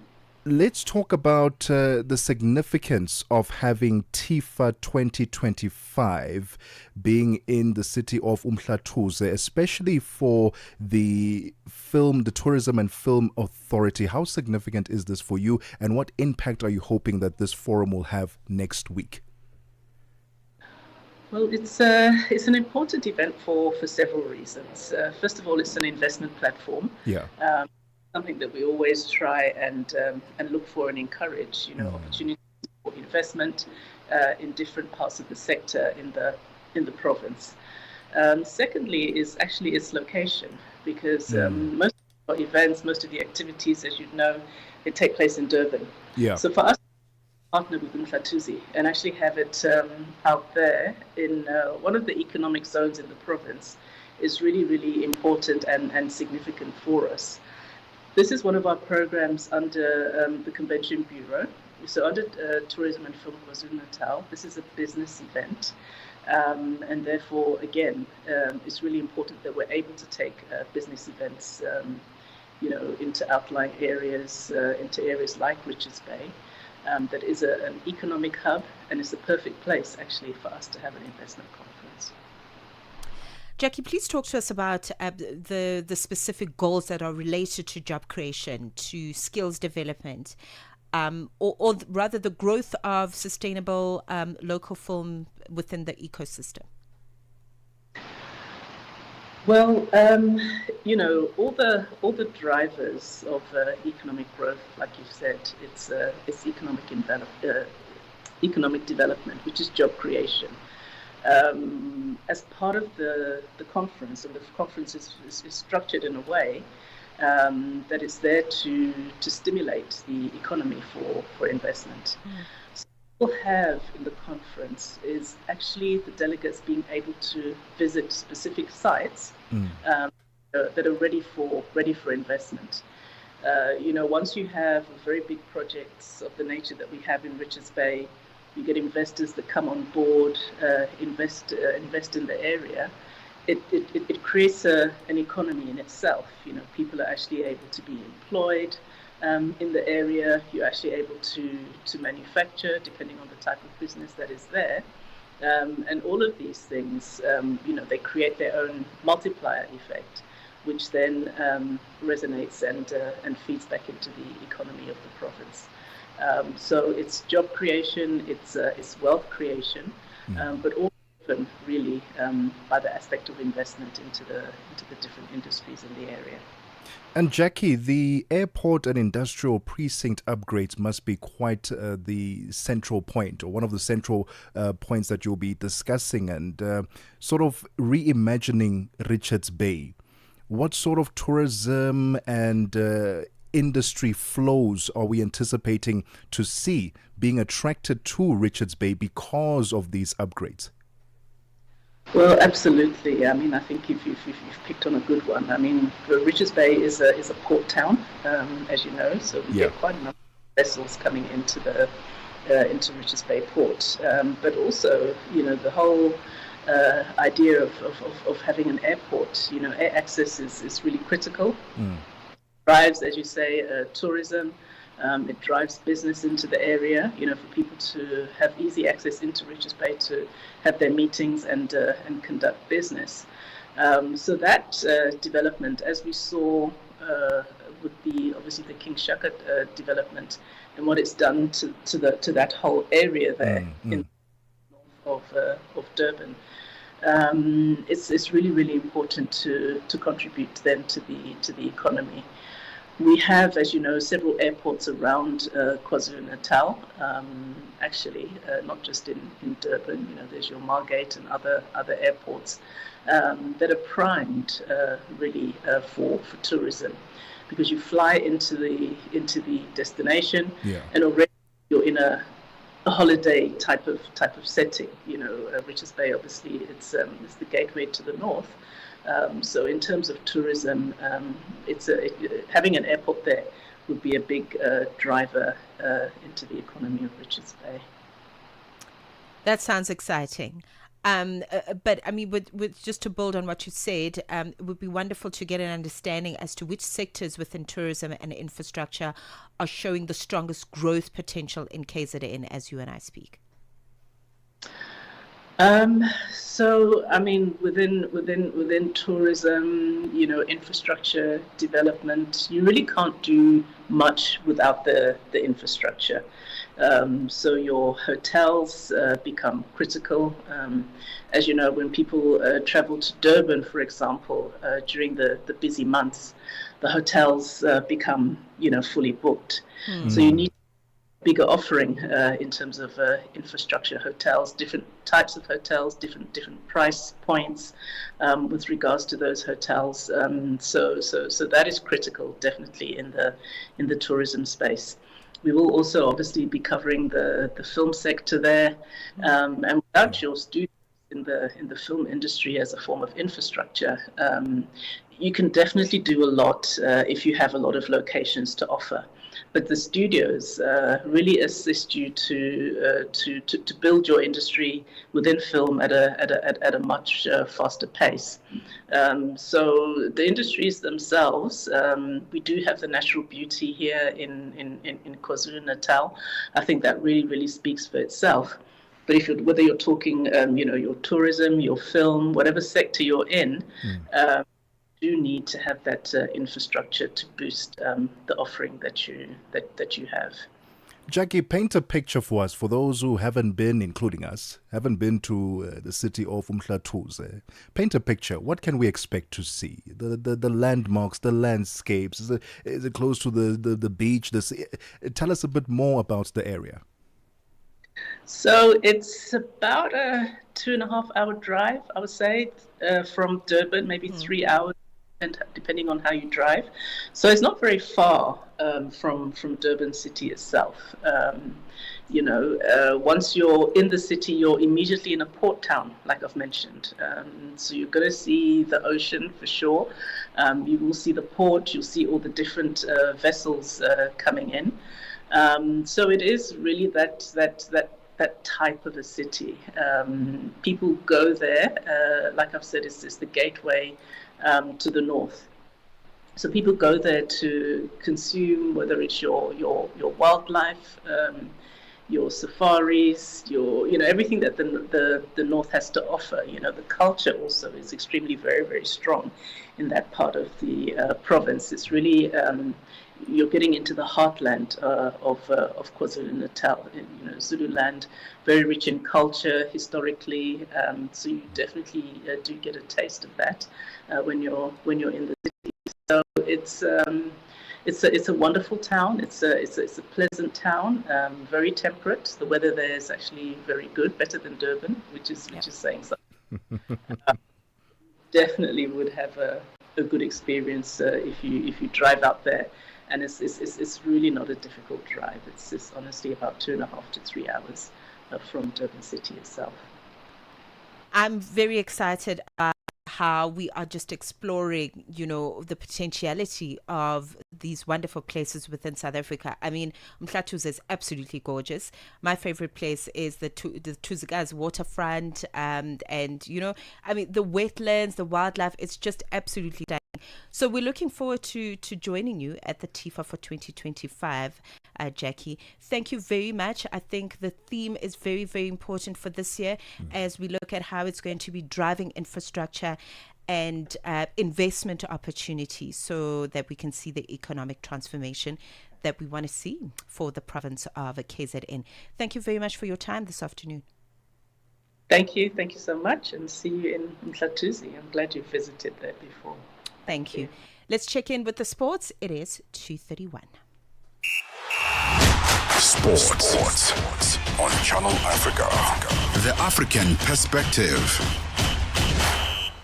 And a very good afternoon from the sports desk. I am Mosibu Dimakura with the latest sports news at the SAWA. So the group stages of the Total Energies African Nations Chan tournament 2024 has produced an exciting blend of goals, standout individual performances and remarkable team statistics as the tournament enters the knockout phase in Kenya, Tanzania as well as in Uganda. So with 36 games completed, attention now turns to the eagerly awaited quarterfinals starting this weekend.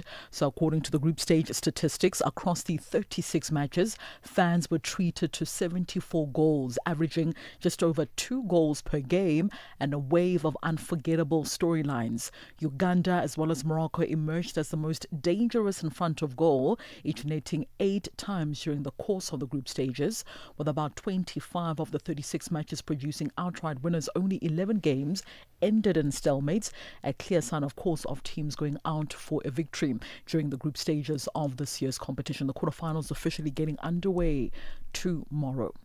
Onto the athletics track now. Despite unforgiving rainfall, Olympic silver medalist Ioane du Plessis managed to hold on for second position in the women's javelin throw at the Diamond League meeting in Lausanne, Switzerland on Wednesday night.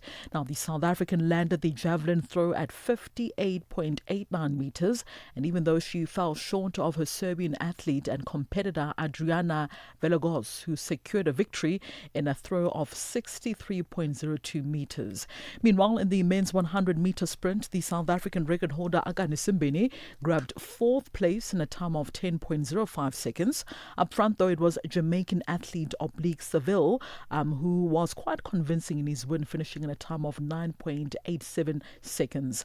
After putting up a fight in the women's 800-meter race while also trying to stick with the pace of Olympic champion Keely Hodgkinson of Great Britain, the world indoor champion Prudence Godiso also of South Africa faded in the closing stages. The Brit tore clear to win in a time of 1 minute 55.69 seconds, setting a meeting record in the process, while Godiso could only settle for 6th position, this one in a time of 1 minute 58.78 seconds. Well, the South African sprinter Akani Simbine, as well as his long-time coach Werner Prinsloo, are fine-tuning their preparations ahead of the World Senior Athletics Championships in Tokyo, Japan, from the 13th until the 21st of September. Prinsloo, who has coached Akani Simbine since 2012, has joined him for his European season, with the pair currently now based in Switzerland. Now, while the main focus remains on training as well as the readiness of Tokyo, Prinsloo also says they have made time to bond as well as enjoy some sightseeing before returning to South Africa after the championships later on this year. Yeah, look, the focus is always on the training, and the rest of the time there is a lot of downtime in between the training and so on. So we keep ourselves busy with whatever, catching up on series or movies. Some days we'll go out sightseeing on the bicycle, whatever the day brings. But in and amongst the training, we do have the downtime. Meanwhile, Simbine has received double recognition at the upcoming SA Sports Awards, earning nominations for Sportsman of the Year alongside Alan Heatherley, as well as Peter Steph du Toit, as well as the Sports Star of the Year, where he'll be up against Tatiana Smith, as well as Mpumelelo Mhlongo. Prinsloo admitted that he was unaware of the nominations, but expressed delight at the recognition his athlete is receiving. I didn't even see that, so I didn't know that. But yeah, it's good. It's good to be nominated for these awards, and let's see how it goes. And finally, Italian doubles specialist Sara Irani as well as Andrea Vassorori completed their mission by beating single stars Iga Swiatek as well as Casper Ruud to win the controversially revamped US Open mixed event. Irani as well as Vavassori, who plays in the new look tournament, was initially under threat, defended their crown with a thrilling 6-3, 5-7 and 10-6 victory secured at almost midnight in New York.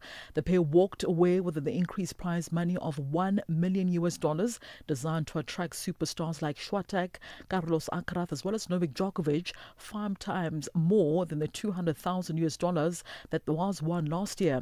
So enticing the singles players meant Irani as well as Vavasori were only recognized doubles pairing in the 16-team draw.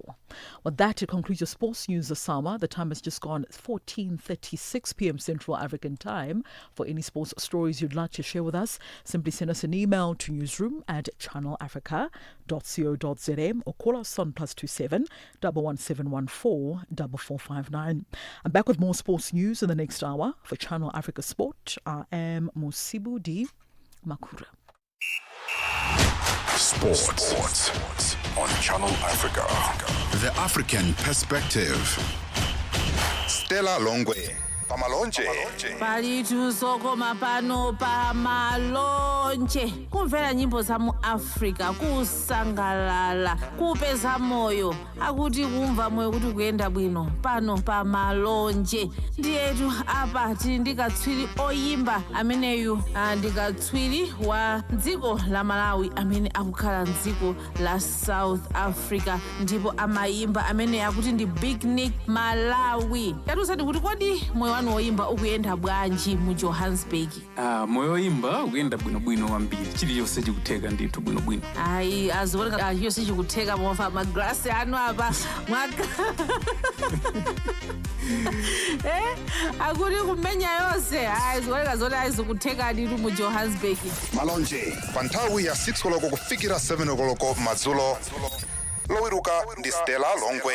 Tune in and turn up the volume. This is Channel Africa. All right, it is 2:38. Let's check in with economics news. Matapelo Mohape is standing by with the latest. Business news on Channel Africa.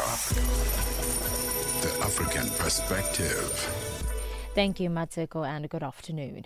Business activities came to a standstill in Kampala, Uganda, as traders embark on a nationwide strike. The protest, organized by the Kampala City Traders Association, KASITA, quickly spread from the capital to other parts of the country.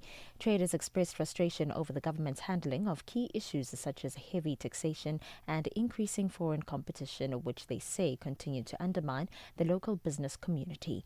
Ugandan lawyer and social activist Godwin Toko weighs in. So the first one is the competition from the Chinese. The Chinese coming in here and investing so heavily in the textile sector, in construction sector, and they're selling all these household products. And that has, of course, affected so many Ugandans who were already engaged in that sector, in those different sectors. But the question then is that there's this feeling that in the government's desperation to attract foreign investment, they end up giving preferential treatment to the foreign investors at the expense of the local investors. The South African Competition Commission's legal representatives says Standard Bank has been the most difficult litigant of all banks facing charges of currency price fixing brought before the Constitutional Court.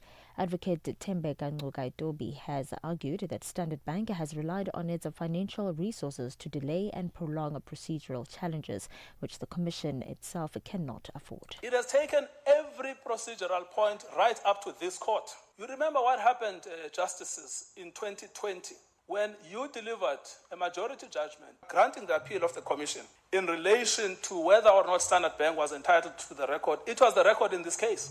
What did you say? Paragraph 128. It must further be underscored that the complaint and by extension the litigation procedure employed by the competition authorities have been subjected to protracted legal challenges. Who subjected us to the protracted legal challenges? The bank today that pretends to be innocent. As South Africa gears up for the G20 summit in November, Deputy President Paul Mashatile, in his capacity as chairperson of a Human Resource Development Council, HRDC, has expressed the importance of education and skills development in building inclusive and resilient societies during the HRDC meeting in Johannesburg. Mashatile also highlighted South Africa's commitment to advancing education reform, promoting youth employability and aligning with Africa's continent's development development agenda.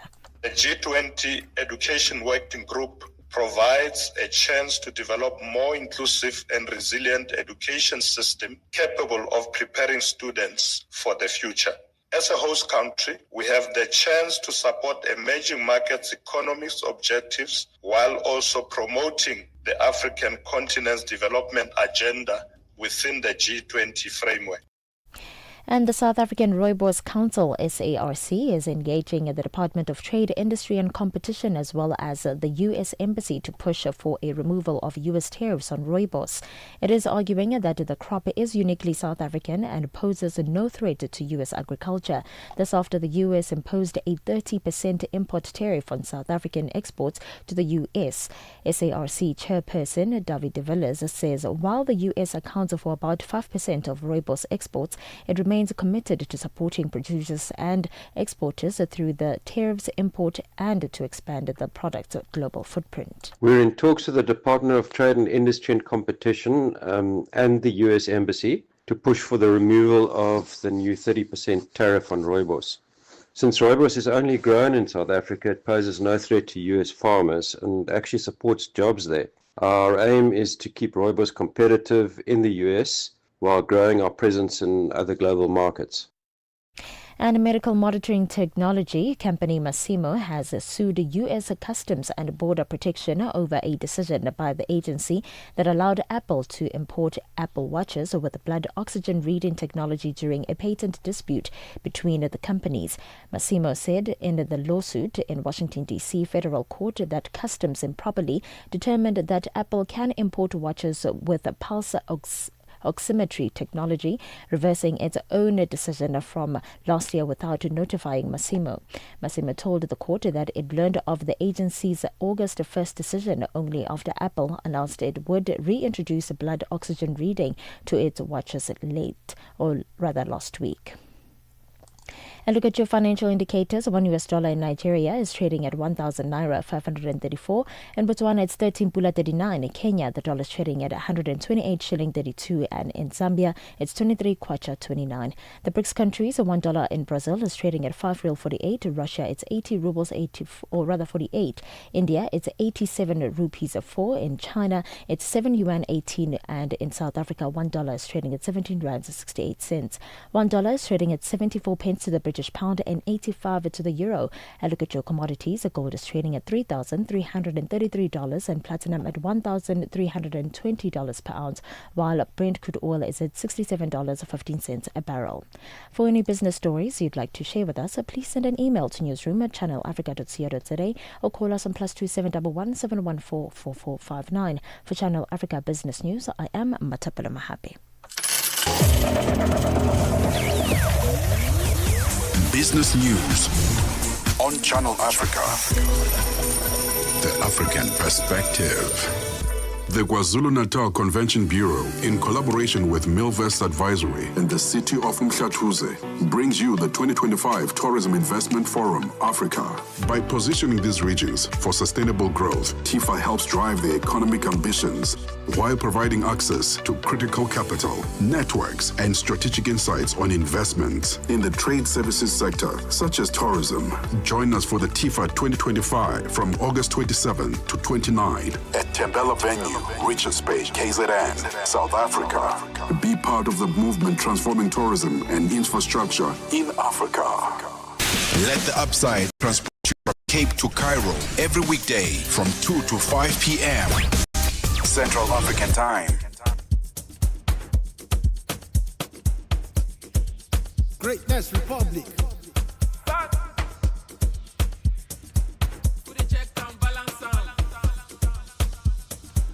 DJ Neptune, hit me. Oroma, Cinderella from Puerto Rico. You carry go pay fine face like Cabino. And as I see your waist, baby, I swear I say Ale, Aje, your mother now. You must look on my girl, you sweet like gelato. Oh, and you know, see your face today, I feel like to see you tomorrow. And if you drop my gelato, oh, you go know. Baby, come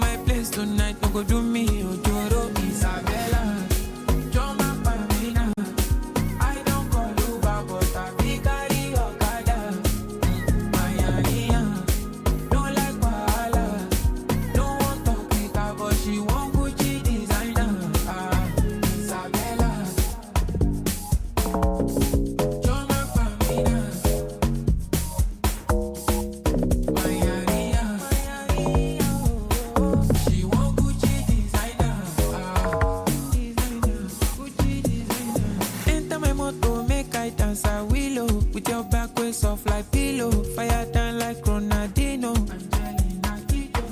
Ju, touch my body, okuluku. I dey your dog, kuku. Angelina, ju. Girl, you sweet like gelato. Oh, and you know, see your face today, I feel like to see you tomorrow. And if you chop my gelato, oh, you go know. Baby, come my place tonight, no go do me ojoro. Isabella, Joma Pamina. I don't call Uber, but I be carry Okada. Mayaria, no like Bahala. No want to pick her, but she want Gucci designer. Isabella, Joma Pamina. Jo. Mayaria, Hey. she want Gucci designer. Isabella, Greatness. Joma Pamina. DJ Neptune. Badass. She want Gucci designer. Sounds of Neptune. They talk about what Africans say about Africa.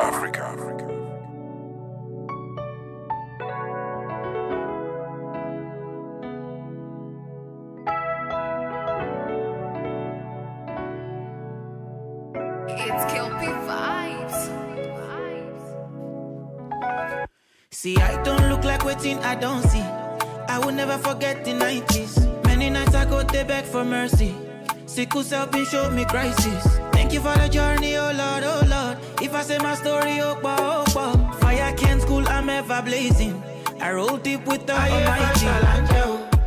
I did try for myself. VIP no regular.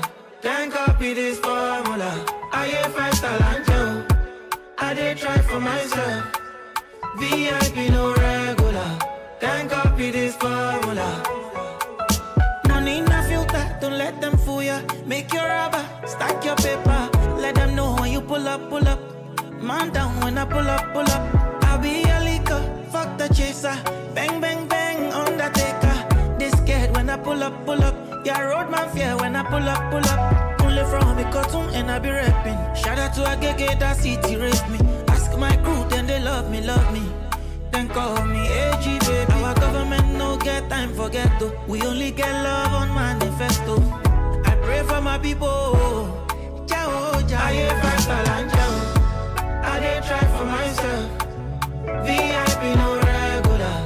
Can't copy this formula. I hear 5-star and Jao. I did try for myself.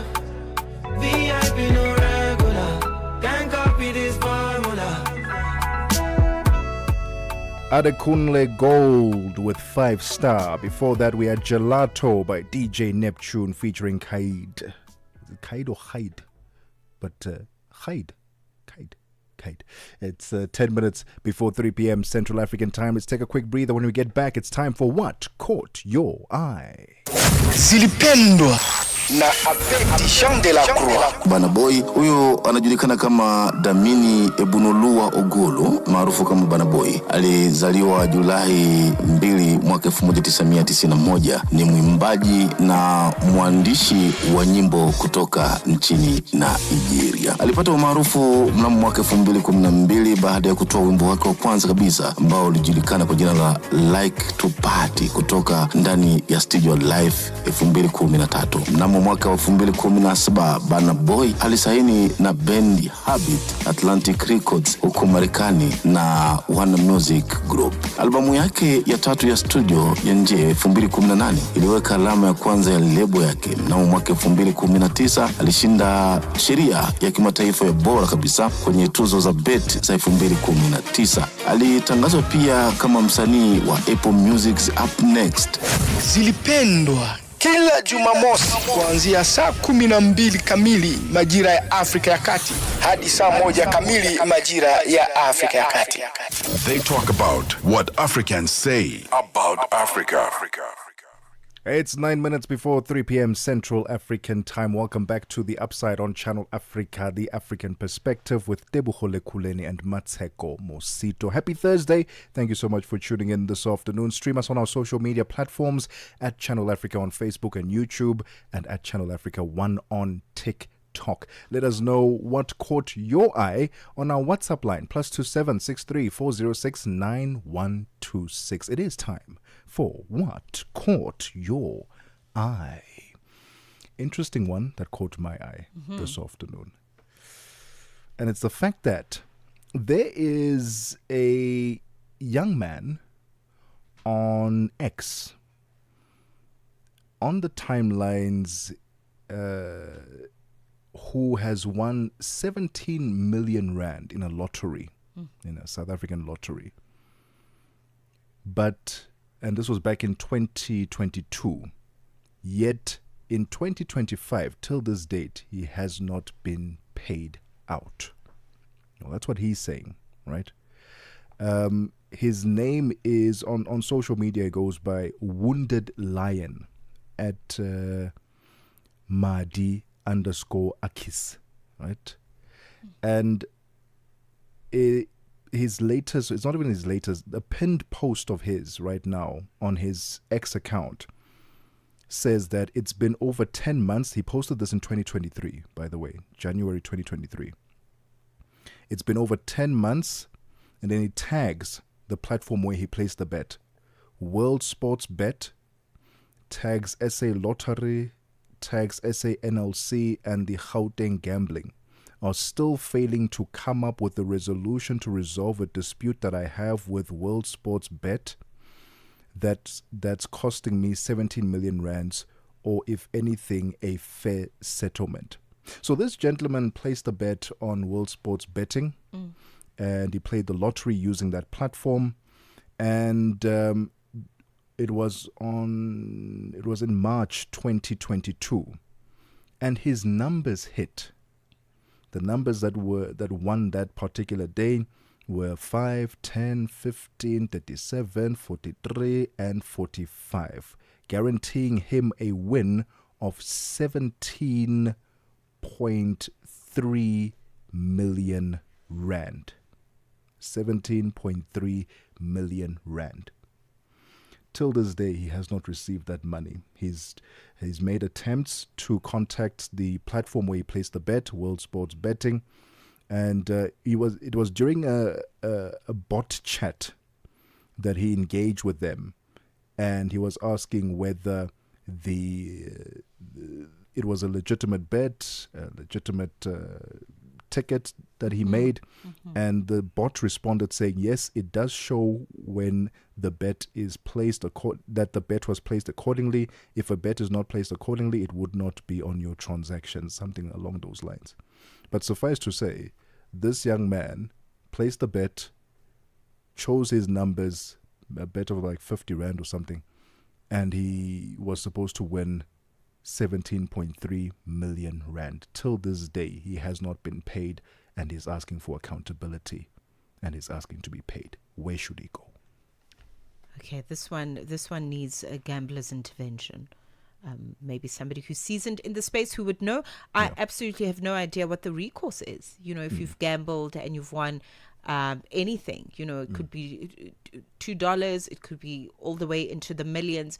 What do people do if they don't get their winnings? I've actually never heard of that, of a story like that before.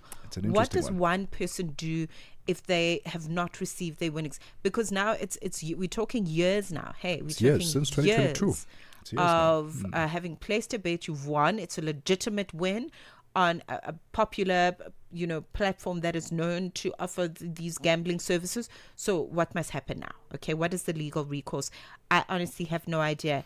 Something that has caught my eye is just around the floods that happened in Cape Verde. You want to say something? So before you get there, yes, on Monday, hopefully we're going to get this gentleman on the line to chat to us about this win. And hopefully on that day as well, maybe we can get someone who knows a thing or two, the legal recourse that can maybe help him and guide him 100%. potentially claim his winnings. But yeah, We'll do that on Monday. Oh, we change would love lives. to make friends with him. Oh yeah. We know his name now. Also, we know your name, we're sir. We're going to be his friend. Please take it away with your what caught your eye. Awesome stuff. I've just been watching what took place earlier in the month with the flooding that happened in Cabo Verde. Yeah. And it affected... Devastating. Really, really devastating. It affected several places in Cabo Verde, the São Vicente Island, as well as Santo Antão. So those two islands were heavily affected by the flash floods that happened there. I understand there were like 9 lives that were lost, and a lot of people were displaced. Over 1,000 people were displaced. Over 1,500 residents, left destitute. These storms were really, really hectic, and we can only imagine how this has affected communities. So, for me, just watching the footage over the last several days of what happened during the flooding and what is currently happening. And there's just such a remarkable kind of demonstration of solidarity, people coming together, the importance of community. There's crowdfunding that I've seen online, people coming together with money, some efforts for relief, people literally taking this problem and turning it around. They're not waiting for some messiah from the States to come and save them. They literally are coming together as a collective, those that have resources, and really just trying to come out of the situation as best as I can. So to me, I just wanted to note this devastation, but also to note the power and importance of community. We talk about it all the time. Like we need the village. We need to be together. And it's in situations like this that you will see the importance of community. Like, we can't live by ourselves. And, as somebody who lives in a city like myself, a city in Johannesburg where there's always high walls, where you hardly talk to the neighbors, you talk after 6 months, or you just wave at them like 5 kilometers away from you, and you see them, driving past you, getting into the supermarket, or whatever the case is, right? There is just no sense of community. Like, and I'm not saying go next door and ask for sugar toch every day and ask for, meal every day, but just creating a safety net for yourself, because anything can happen at any time. And there is and another lesson is that there's no community that is immune to natural disasters. It can happen anywhere, whether you live inland or whether you live in Cabo Verde, São Vicente Island, it doesn't matter. In Johannesburg, in Ouagadougou, it doesn't matter where you stay. Anything can happen at any time. Have you built a sense of community? Do you have you found unity in the spaces that you are? That is the question. And as a Africa, isn't that where that's our genesis? We've always been social, cohesive. We work together. It's a community. It's always been a community, and perhaps we have been a bit westernized in choosing to, not even in choosing, but in the way that we live now, where you live right next to your neighbor, but you don't even know their names. And the only time you know their name is when something horrible has happened in the estate, where now everyone has to come together to say, hey guys, now we need to tighten up security measures, blah, blah, blah. That's when you say hi to them. Or if you have a delivery and you can't get there yourself, and so it has to be dropped off by your neighbor. That's the only time you get to find out what their names and how many people are in that house. But we need to go back to that. We need to go back to being a community, a village, where we're able to reach out to the next person. If we're going through something in our community, we shouldn't suffer by ourselves. And that's what being westernized caused. And it's 3 p.m. We have been talking. It's 3 p.m. Central African time. Let's get the latest news with Onel Nsinzi. SABC News. The African Perspective. Thank you, Tebogo. Looking at your top stories, warring parties in Sudan's civil war trade blame, and Ukrainian man arrested in Italy. Your latest news. Greetings to our listeners. The warring parties in Sudan's civil war have traded blame for an attack on a UN World Food Programme convoy trying to bring aid to an area of North Darfur. Aid has frequently come under fire and been blockaded by both sides in the war, which erupted from a power struggle in April 2023 and has caused what the UN has called the world's biggest humanitarian crisis. The RSF accused the Sudanese army of hitting the convoy as part of a drone attack on Melit Market and other areas. The army later said in a statement that this was a fabrication to distract from what it termed the RSF's crimes in Al Fashir. 4 members of the Basotho Covenant movement in Lesotho were shocked to see their faces posted all over social media for crimes that they claim they were not aware of. This comes as the leader of the movement awaits his bail application to be heard. Many believe that Dr. Tsepo Dipulo, as his arrest is related to his recent appeal to the United Nations regarding the Lesotho's long-standing territorial grievances. Advocate Burena Habuketi Butlebusele Sekonyela, who is heading the team overseeing the case, explains. But our expectations as legal representatives was that they were going to be served with summons, because you can't just appear because a charge has been read that you are part of the list of people that have to be charged.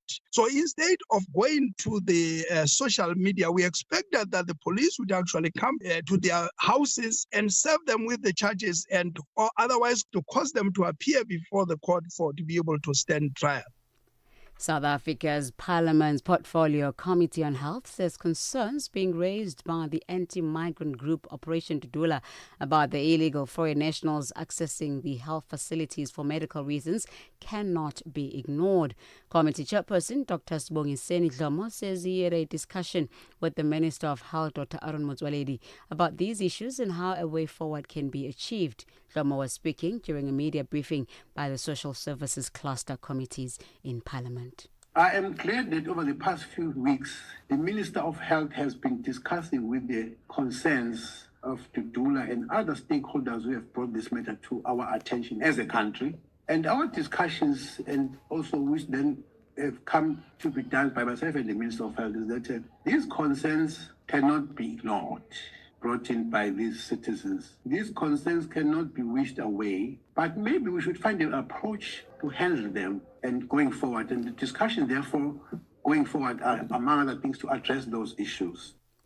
South Africa's Minister of Justice and Constitutional Development, Mamoloko Kubai, has issued a powerful call to action on gender equality amid rapid technological advancements. Speaking at the annual UNISA Solward Women Dialogue in Pretoria, Kubai stressed the urgent need to address the deep-rooted gender bias embedded in technology and society. She warned that without transforming existing societal structures, women will continue to face systematic barriers. And lastly, German prosecutors say a Ukrainian man has been arrested in Italy on suspicion of being one of the people behind the explosion that ruptured undersea Nord Stream gas pipelines in the Baltic 3 years ago. The man is believed to have helped coordinate the sabotage, the BBC's Bethany Bell explains. Italian police arrested Serhi K. on Wednesday evening in the province of Rimini. In a statement, German prosecutors said he belonged to a group of individuals who placed explosive devices on the Nord Stream 1 and Nord Stream 2 gas pipelines near the island of Bornholm in 2022. They said the suspect is believed to have been one of the coordinators of the operation. He and his accomplices are accused of using a sailing yacht that departed from Rostock. The explosions took place on the 26th of September that year, severely damaging both pipelines. Recapping on your top stories, Iran's army has denied bombing the World Food Programme convoy taking aid to a famine-hit area in the country's Darfur region. The paramilitary rapid support forces had blamed the army for yesterday's airstrike. Channel Africa News, I'm Onele Tsinzi. SABC News. The African Perspective.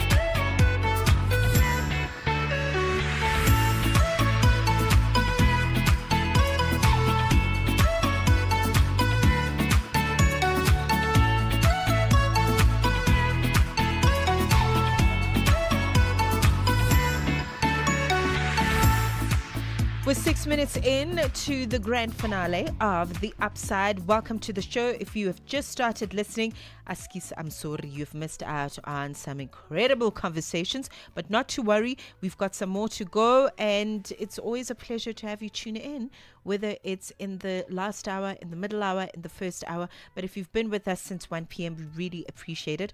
Tebogo, Lekhuleni and Mmatsheko Mosito with you until 4 p.m. in Central African time. Happy Thursday to you. What are we talking about in this hour?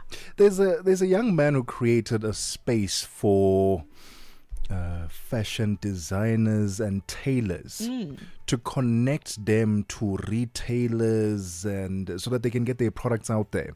Because as it appears, a lot of tailors and fashion designers are living hand to mouth, struggling to get enough quantity of clothes out to the market, and getting paid by customers, chasing payments and invoices not being paid by customers. So he's created a hub where everything can be centralized, and that fashion designers and tailors can now reach out directly or be connected directly to retailers and get their clothes on bigger platforms, which I think is absolutely brilliant.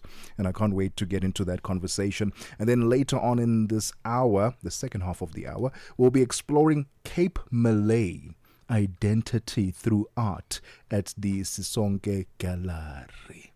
And we were saying earlier, what both you and I are thinking is just food. We always think about the Cape Malay food, the curries. The curry, oh my goodness, so delicious. So what is actually going to be displayed at the Sisonke Gallery? We're looking forward to that one. Você é fluente em português? É apaixonado por rádio e quer trabalhar na África do Sul? Você tem documentos que o qualificam para trabalhar na África do Sul? Nesse caso, podemos ter uma oportunidade para você trabalhar no Canal África. Envie seu currículo e demonstração para Canal África at newsroom@channelafrica.co.za. Lembre-se, se você não receber alguma resposta nossa em 14 dias, isso significa que você não foi selecionado. Canal África, a perspectiva africana. The KwaZulu-Natal Convention Bureau, in collaboration with Milvest Advisory and the city of Mhlathuze, brings you the 2025 Tourism Investment Forum, Africa. By positioning these regions for sustainable growth, TIFA helps drive their economic ambitions while providing access to critical capital, networks, and strategic insights on investments in the trade services sector, such as tourism. Join us for the TIFA 2025 from August 27 to 29 at Tembela Venue, Richards Bay, KZN, South Africa. Be part of the movement transforming tourism and infrastructure in Africa. The Upside with Tebogo Lekhuleni and Mosito, bringing Africa's voices to the world. On Channel Africa, the African perspective.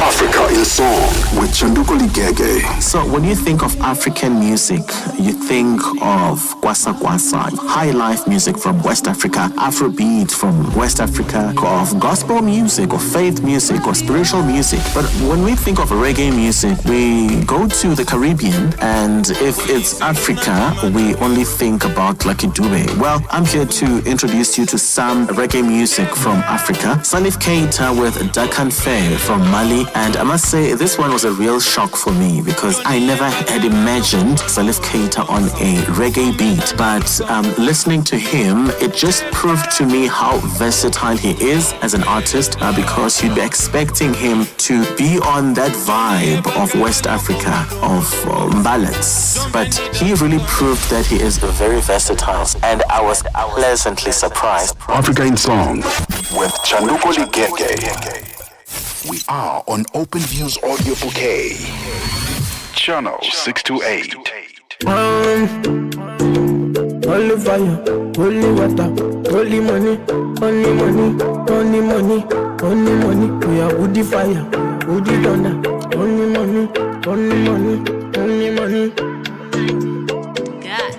Let the mare bless you with body, oh baby. Oh. Star boy go bless you with money, oh my girl. Let the mare bless you with body, oh baby. Oh, star boy go bless you with money, oh my girl.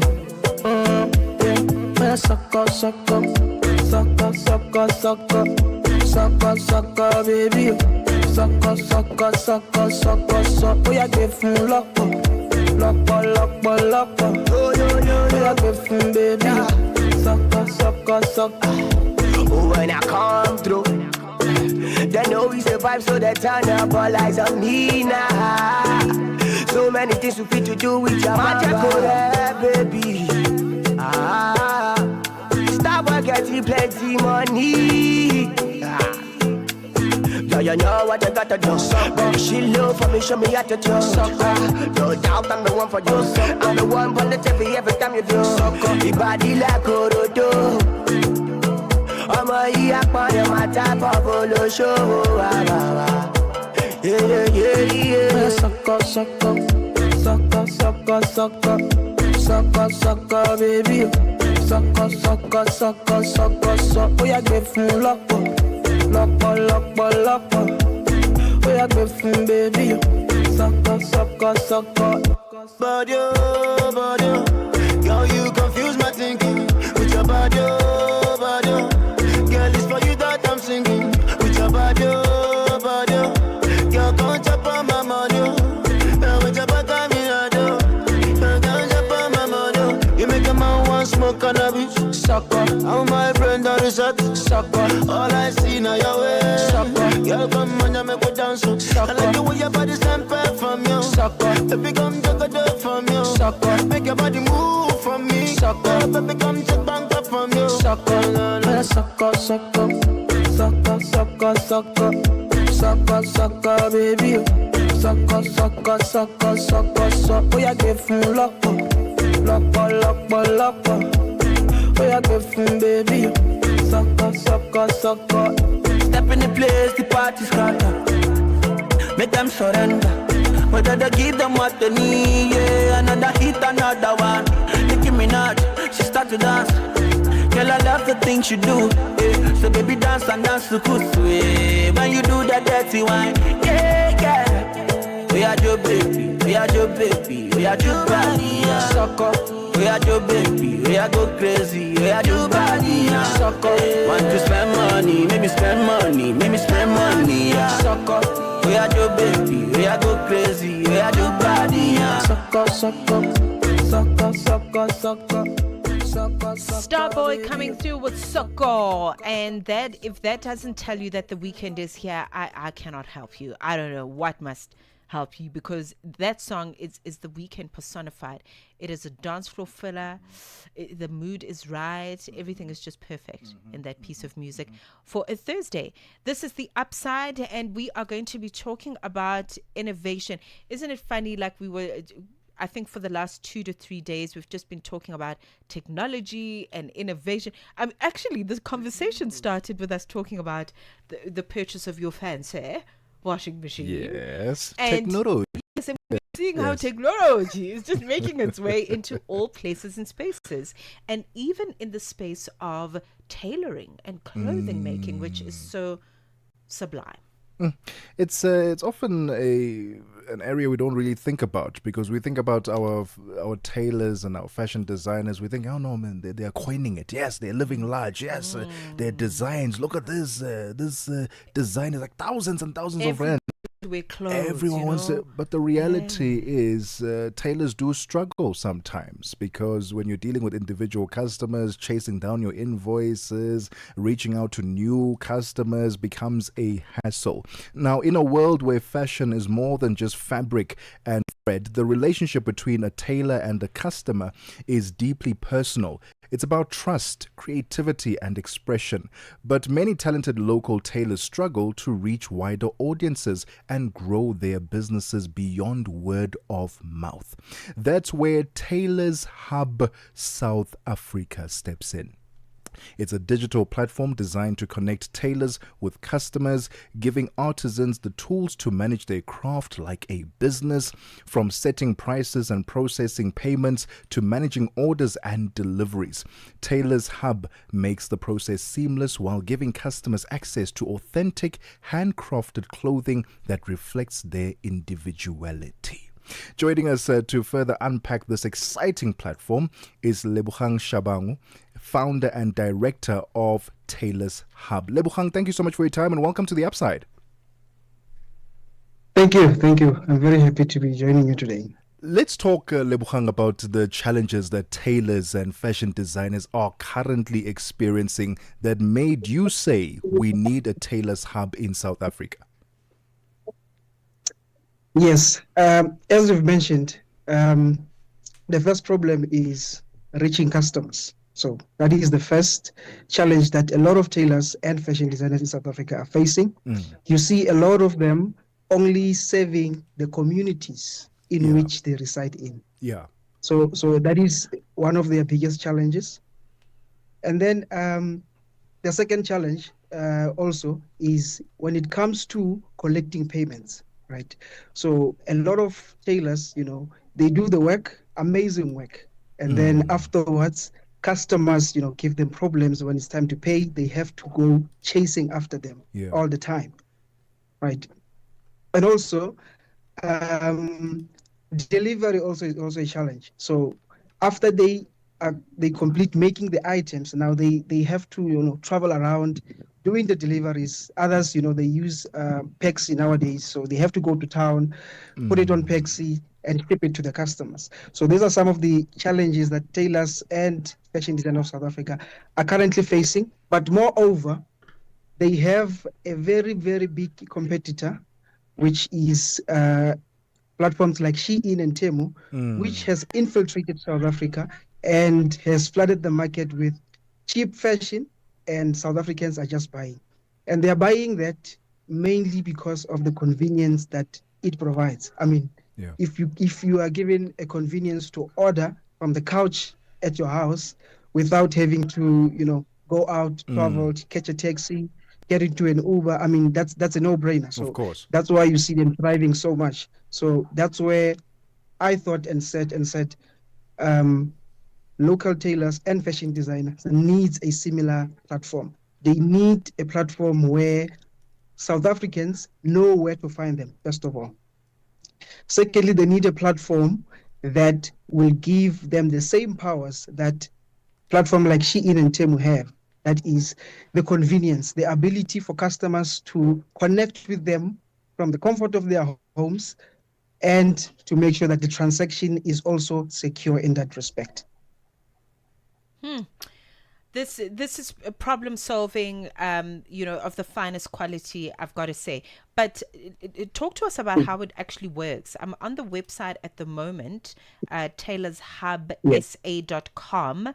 And there's option for you to apply. You can sign in, you can sign up. Of course, if you've established as a member, apply to sell, etc. But walk us through how it actually works in terms of being able to connect the tailor and the customer. Okay, so the business model of Tailors Hub is simple. Customers order by simply submitting their measurements. Measurements are the key thing that fashion designers and tailors use in order to make the items. So that's the business model.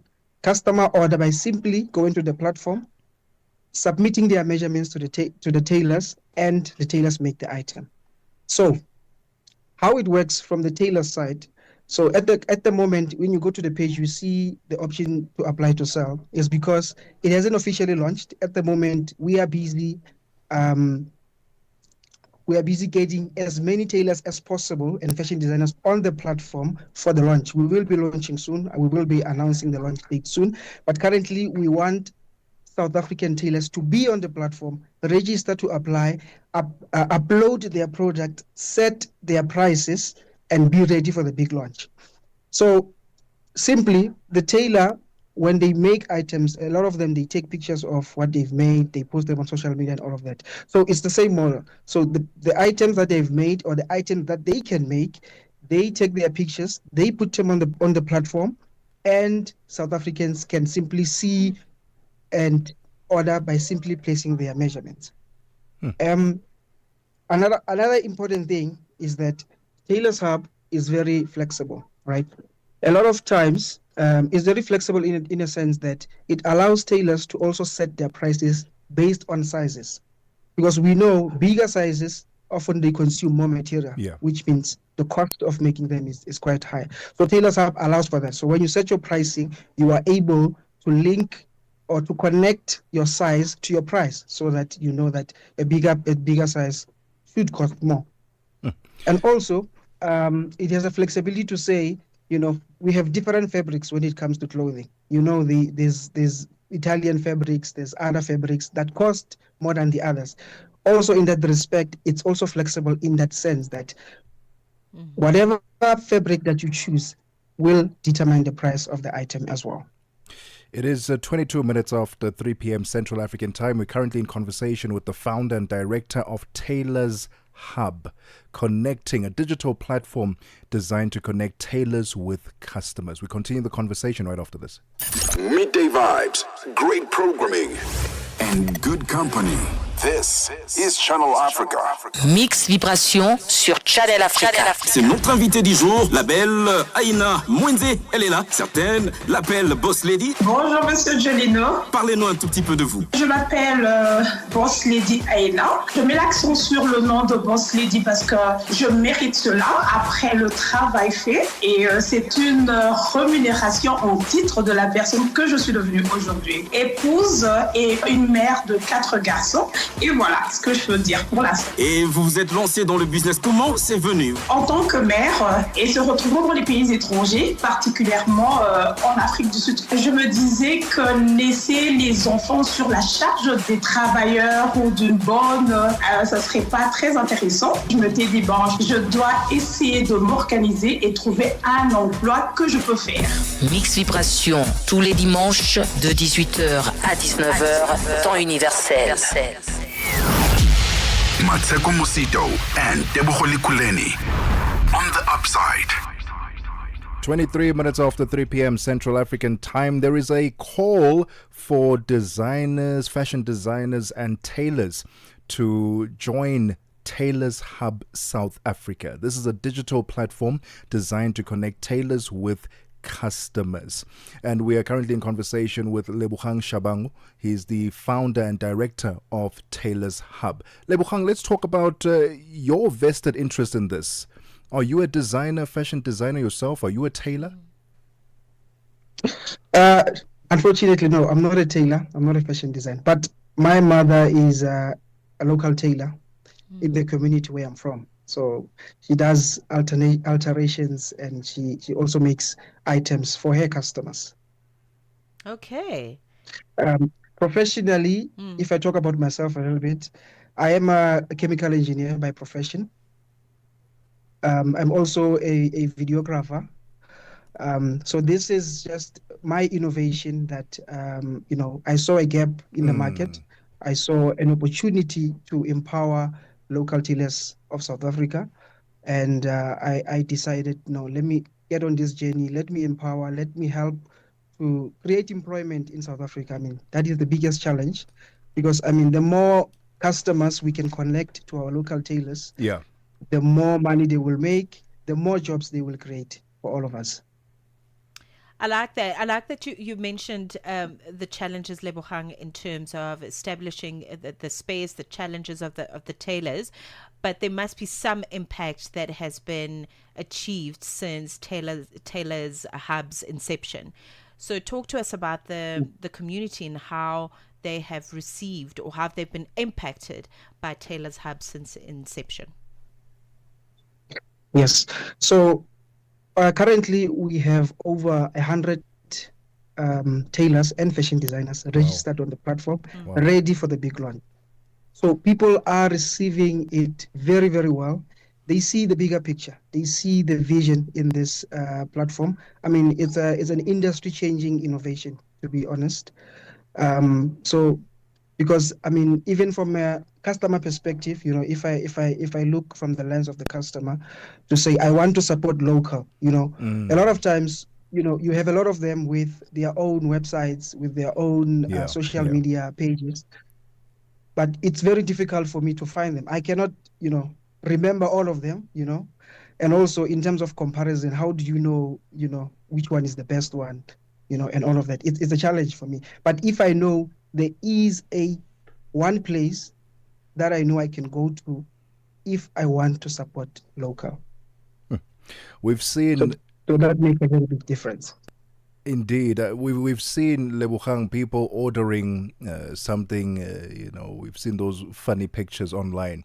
What I ordered versus what I got. Yeah.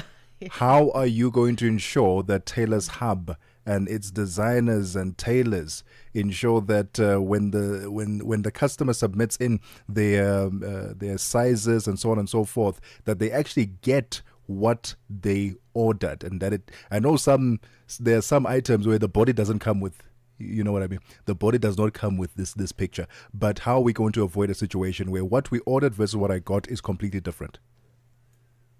Yes. So the first thing is each and every tailor that's registering on the platform is vetted. Okay. Is vetted and validated that they are the real tailor. They have to submit pictures of their work. They have to submit FICA documentation and so on. And then, but the important thing is that the platform protects both the tailor and the customer. So how it works is that, or before I get to that, also to ensure quality, we are also investing in videos that shows our customers or train them on how to take accurate measurements. So that, when they do submit those measurements, then they know that they are the right ones that the tailors are able to use and make the item that fits them. Now, coming to the point that I wanted to make is that on Tailor's Hub, when a customer places an order, they will pay full price for the item. But actually, the money will go onto the platform, but only 50% will go to the tailor in order to allow them to buy, the material to make the item. Okay. Then only after delivery, that's when the remainder of the 50% gets transferred to the tailor. So when there's a challenge of quality or unsatisfaction, we can guarantee that a tailor can get 50% back. That we can guarantee. And then we are also, exploring on other, conflict resolution matters. We are also learning from, the existing platforms on how to resolve such and all of that. But there is options to return the item if it's not fitting or if the size is not right. There is a return. And the good thing about Tailor's Hub is that, it has a delivery system service integrated in it. So if it's a return, you simply request a return on the platform. The courier service will come pick it up and take it back to the tailor in order to do the amendment. And very quickly, Lebogang, can the tailors sell beyond South Africa or just for South Africa for now? For now, it's only for South Africans. It's only in South Africa. But yes, the vision is bigger. The vision is bigger. Next, we want to see Tailor's Hub Namibia, Tailor's Hub Zimbabwe, Tailor's Hub Angola, Tailor's Hub Africa. Love it. Ultimately. Love that. Yes. So the vision is much, much bigger. Yes. Yeah, because imagine I want like an original country. It's like I want to be able to find a tailor from the original country. Lebogang, you're definitely on the right track. Thank you very much. Where can we find you? I know you're very big on TikTok with some advice and also just giving tutorials on how Tailor's Hub works. Who are you on TikTok? On TikTok, I am Abuti Bentley. So it's Bentley, but without the T. So it's Abuti BENLEI. So that's what I am on TikTok, on Instagram, and on Facebook. I'm also Abuti Bentley Shabangu. On Facebook, I have my surname there. Okay. So awesome. Those are my socials. And also, people can also follow Tailor's Hub. On TikTok, it's tailors.hub. And on Instagram, it's Tailors Hub _. Okay. Thank you, Abuti Bentley. It was wonderful to talk to you. All the best. Hey. Thank you very much, guys, for having me. Really appreciate it. It's 15:31. Sports on Channel Africa. The African perspective. And it's a very good afternoon from the sports desk. I am Mosibu Di Makura with your latest sports news at the SAWA. So the group stages of the Total Energies African Nations Chan tournament have produced some exciting blend of goals, a standout individual performances, as well as a remarkable team statistics as the tournament enters the knockout phase in Kenya, Tanzania, as well as Uganda. With 36 games now completed, attention will now turn to the eagerly awaited quarterfinals starting this weekend. According to the group statistics, the group stage statistics across all 36 matches, fans were treated to about 74 goals, averaging just over 2 goals per game, as well as a wave of unforgettable storylines. Uganda as well as Morocco emerged as the most dangerous in front of goal, each netting 8 times, with 25 of the 36 matches producing outright winners. Only 11 games ended in stalemates, a clear sign of teams going all the way for a victory during the group stages of this year's competition. Meanwhile, the stage is set for a fascinating clash as debutants as well as the co-host Kenya will meet the tournament regulars Madagascar in the quarterfinals of the Chan tournament tomorrow. So Kenya as well as Madagascar are meeting for the very first time at a Chan finals tournament. Madagascar are the 5th different nation Kenya have faced at this year's tournament. Madagascar are now facing a host nation for a second time, having lost 2-1 to Tanzania early in the group stages. It will also be Madagascar's 3rd meeting with East African opposition, this after defeating Sudan 3-0 back in 2022 and then losing to Tanzania this year. Kenya, meanwhile, have also scored 4 goals from 13 shots on target, while Madagascar have scored 5 goals from 14 shots on target. On to athletics news now. South Africa's sprinter Akani Simbine, as well as his long-time coach Werner Prinsloo, are fine-tuning their preparations ahead of the World Senior Athletics Championships in Tokyo, Japan, from the 13th until the 21st of September. Prinsloo, who has coached Simbine since 2012, has joined him for his European season, with the pair now based in Switzerland. Now, while the main focus remains on training as well as readiness for Tokyo, Japan, Prinsloo says they are also making time to bond as a coach as well as an athlete, and also enjoy some sightseeing before returning to South Africa only after the World Championships. Yeah, look, the focus is always on the training, and the rest of the time there is a lot of downtime in between the training and so on. So we keep ourselves busy with whatever, catching up on series or movies. Some days we'll go out sightseeing on the bicycle, whatever the day brings. But in amongst the training, we do have the downtime.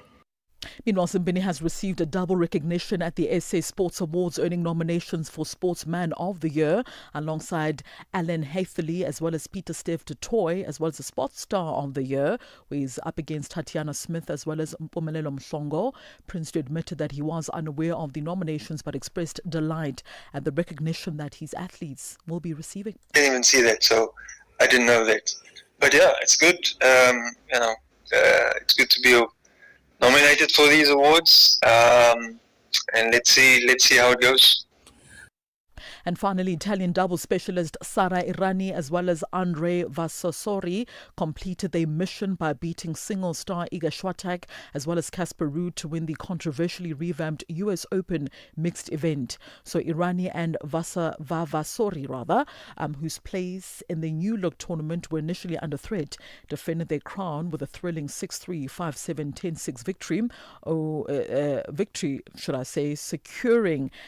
Secured at midnight in New York.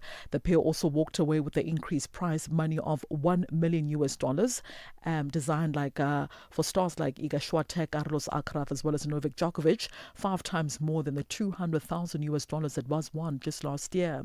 Enticing the singles players meant Errani as well as Vassassori were only recognized doubles pairing in the 16-team draw. It's a wrap from the sports desk at the SAWA. I'm back with a final sports update for the afternoon in the next hour. For any sports stories you'd like to share with us, please send us an email to newsroom@channelafrica.co.za. Give us a call on +27 11714 4459. For Channel Africa Sport, I am Mosibu Di Makura.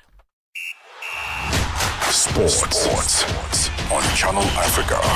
The African perspective. Je, una jambo lolote akilini mwako? Je, una shauku kuhusu masuala muhimu? Na je, una maoni ambayo unataka yasikike? Kweli, hili jukwaa ni la kwako. Piga simu au tuandikie kwenda WhatsApp namba alama ya kujumulisha 2760552594 na tutakupigia simu. Mtangazaji wa habari zetu za Afrika Kusini mjini Johannesburg. Hivyo unaweza kuwa mshirika kwenye matangazo yetu. Sio mazungumzo tu, ni fursa yako ya kuchangia maoni yako na kushirikiana na jumuiya ya wasikilizaji wanaotamani mtazamo wako. Tufuate kwenye mitandao ya kijamii.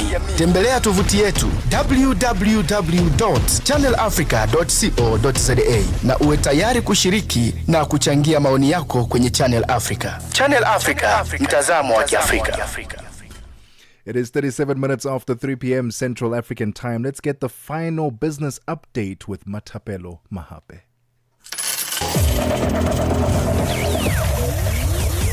Business news on Channel Africa. The African perspective. Thank you, Tebogo, and a good afternoon. Starting off with this story, Ghana's cedi is expected to weaken against the dollar in the next week to Thursday, while the currencies of Kenya, Nigeria, Uganda and Zambia are expected to broadly unchanged. Kenya's shilling is expected to be steady against the dollar over the next week. Commercial banks quoted the shilling at 129 shilling 40 per dollar compared with last Thursday's close of 129 shilling 25. The dissolved Board of South African Tourism says it's exploring various options, including legal action, following the decision by the Minister of Tourism to dissolve it yesterday. They say they were surprised by Minister Patricia de Lille's decision, who cited an irregular meeting held on the 1st of this month, which they say never happened. The board says what happened were merely to pass a resolution by round robin via electronic communication. Lawson Naidu is one of the members of the dissolved board. There was no meeting of the board, whether it was regular or irregular. There was simply no meeting on the 1st of August, so the minister is factually incorrect. As to what the real reason is, I think only the minister can really answer that question. But what I will say is that the minister has acted as soon as the board has taken a decision to place the CEO on a precautionary suspension, which was a decision taken by the board last week, which was communicated to the CEO as well as to the minister. And these are serious allegations. They are untested at this point, and the board was in the process of establishing an investigation to verify those allegations of serious misconduct against the CEO. The South African Competition Commission's legal representatives says Standard Bank has been the most difficult litigant of all the banks facing charges of currency price fixing brought before the Commission's court. Advocate Tembeka Ngugaidobi has argued that Standard Bank has relied on its financial resources to delay and prolong procedural challenges, which the Commission itself cannot afford. It has taken every procedural point right up to this court. You remember what happened, Justices, in 2020, when you delivered a majority judgment granting the appeal of the Commission in relation to whether or not Standard Bank was entitled to the record. It was the record in this case. What did you say? Paragraph 128.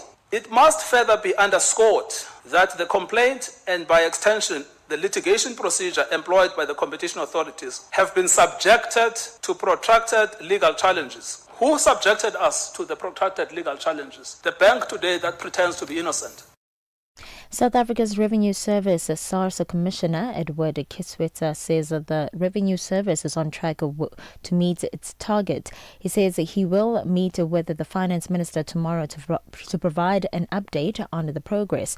The 2025 tax funding season, which officially began in July, is set to run until the 20th of October for most non-provisional taxpayers.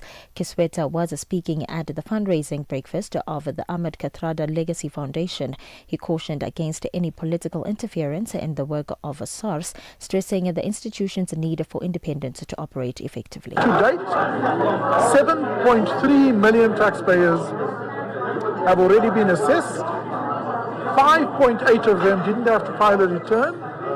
The others who submitted a return, almost 90% of them would have been assessed in under 5 seconds. SARS is working hard, we're on track, and in fact we will meet with the Minister tomorrow to review that progress and to see how we can strengthen revenue collection and deliver a outcome which is more positive than what the Minister estimated in Budget 3.0. Walmart raised its fiscal year sales and profit forecast driven by stronger demand from shoppers across all income levels who have turned to the world's largest retailer as they worry about rising costs. Walmart's results show it has continued to benefit from a growing price sensitivity among Americans, earning a revenue of $177.4 billion in the second quarter compared to the analyst on average expecting slightly lower revenue. Consumer sentiment has weakened due to fears of higher inflation hitting the bottom lines of some retail chains, but Walmart's sales have remained resilient. A look at your financial indicators. $1 in Nigeria is trading at 1,000 naira 534. In Botswana, it's 13 pula 39. Kenya, the dollar is trading at 128 shilling 32. And in Zambia, it's 23 kwacha 29. The BRICS countries, $1 in Brazil is trading at 5 real 48. Russia, it's 80 rubles 48. India, it's 87 rupees 4. While in China, it's 7 yuan 18. And in South Africa, $1 is trading at 17 rand 68 cents. $1 is trading at 74 pence to the British pound and 85 to the euro. A look at your commodities. Gold is trading at $3,341 and platinum at $1,331 per ounce, while the price of Brent crude oil is at $67.13 a barrel.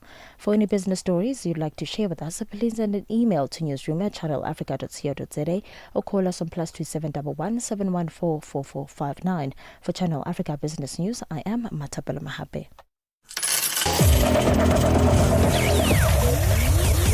Business news on Channel Africa.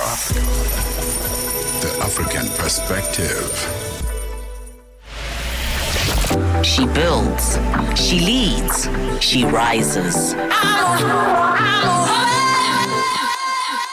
This August, join Channel Africa in celebrating the women who shape our communities, shift narratives, and carve out a future on their own terms. These women together ought to be able to turn it right again. From Cape Town to Kigali, Lagos to Lusaka, African women are rewriting the script. Here's to courage, creativity, and unstoppable progress. Channel Africa, the African perspective. If it's news and current affairs, leading opinions, and thought leaders that get you groove, this is your home, The Upside. 16 minutes to go till it's 4 p.m. in Central African time. Thank you for staying with The Upside. Tebogo and Mmatsheko, very excited to explore the Cape Malay culture. Listen, I think, when we look broadly at the Cape Malay community and the uniqueness that they've just got to offer the world, not just South Africa, is really worth talking about. This is a culture and a heritage that we can trace back to the 16th and the 17th century. Okay, when we look at the Dutch East Indian, history as well, the Cape Colony and all of that. So we're going to be exploring everything in this next conversation. We're going to be looking at cuisine. Okay, so all the delicious flavors of Cape Malay food, the buwis, the samosas, the curries, all of that. And, talking about the language, the unique Afrikaans dialect that they've got, the music, arts and culture, when you think about the Cape Malay choirs, for example, the cultural festivals are such a treat to observe and to also be a part of. So this Heritage Month, which is observed in South Africa during the month of September, the Sisonke Gallery on Bree Street in Cape Town is inviting the public to step into an exhibition titled A Glimpse Between Memoirs. It's running until the 28th of September. And this is going to be a very interesting showcase because it is a collaborative effort, okay? and we're going to be looking at this from a holistic point, like I'd mentioned, all the elements of identity, of storytelling, transformation during this entire month. On the line with us, we're joined by Alia Ahmed, who is head curator from our Cape Town Heritage, and Shonez Benting, who is exhibiting artist, I beg your pardon, of A Glimpse Between Memoirs. Welcome to you both. Welcome to Channel Africa. Thanks for the time. Thank you for having us. Thank you. Let me start with you, Alia. Perhaps we can talk about just the creation of this wonderful exhibition and what you ultimately want to see as the desired outcomes. So yes, A Glimpse Between Memoirs is one of the exhibitions that our Cape Town Heritage has put together, and the purpose of the exhibition was to highlight the childhood memories of the artists, so Shonez Benting being one of them and Walid Ajhum being the other. Shonez looks at his childhood and chooses to portray his childhood memories in a very difficult and dark time in South Africa. And he chooses to show how there are certain visual elements that he grew up with that are still very much prevalent in at least Cape Town today. And Walid, he looks at his personal memories and he dives into a lot of the heritage that he heard from his mother and his maternal side. And together they look at how looking back into the past and looking at nostalgia, not in a somber way, but in a way that can light up your current situation and give you a type of hope and resilience that was endured by the artists themselves and many people that came from the Cape Malay community. Even though when we say Cape Malay, we speak broadly, but Cape Malay, encompassing a range of people that don't come from a specific geographical area, but rather they come from, what we know today as Indonesia and Malaysia, but they came from Angola, they came from North Africa, they came from Central Africa, and it's about trying to understand how does South Africa or Cape Town's history in relation to slavery and colonialism, how does that connect to a broader African history? When telling histories, of course we love to look into the nuances of it, and I think that's what makes it very distinctive and very special. But it's not to cut off, the South Africa from the rest of Africa, especially when it comes to the slave trade. It is 49 minutes after 3 p.m. Central African time. We're currently in conversation with Alia Ahmed, head curator from our Cape Town Heritage, and Shonez Benting, one of the exhibiting artists at this year's A Glimpse Between Memoirs, which will be running up until the 28th of September in Bree Street at the Sisonke Gallery. We'll continue the conversation. We'll bring Shonez into the conversation right after this. The KwaZulu-Natal Convention Bureau, in collaboration with Milvest Advisory and the city of Mshattuze, bring you the 2025 Tourism Investment Forum Africa. As a global platform for local action, the Tourism Investment Africa aims to promote the secondary and tertiary cities and regions as attractive investment and tourism hubs. Be part of the movement transforming tourism in Africa. Join us for the TIFA 2025 from August 27 to 29 at Tembela Venue, Richards Bay, KZN, South Africa. They talk about what Africans say about Africa. Well, let's continue our conversation about the, shall we call it, A Glimpse Between Memoirs, an exhibition that will be taking place this month, Heritage Month in South Africa, that is in September, at the Sisonke Gallery in Bree Street in Cape Town. And let's welcome to the conversation Shonez Benting, who will be one of the exhibiting artists. Shonez, thank you so much for your time. Talk to us about your childhood. Paint a picture, if you will, about your childhood and your Cape Malayan heritage and roots during that time. Greetings to you all and to your listeners. I'm Shonez Benting. as you heard, and I'm an artist here from the Cape Flats. I was actually, I spent the first 5.5 years in a hospital in Red Cross, so it was there that I actually started doodling. And when I kind of came out of hospital at that age, they didn't think that I would make it in normal school, but I made it. I made it in normal school. I excelled at school, and my childhood was I won't call it bittersweet, but I don't know if you know the story of Mark Twain's Tom Sawyer. Yeah. That guy, that little boy that grew up on Mississippi side, and he had all these friends. So growing up in Bonteheuwel, which is part of the Cape Flats, which is also a result of the Group Areas Act. That's why there is a Bonteheuwel.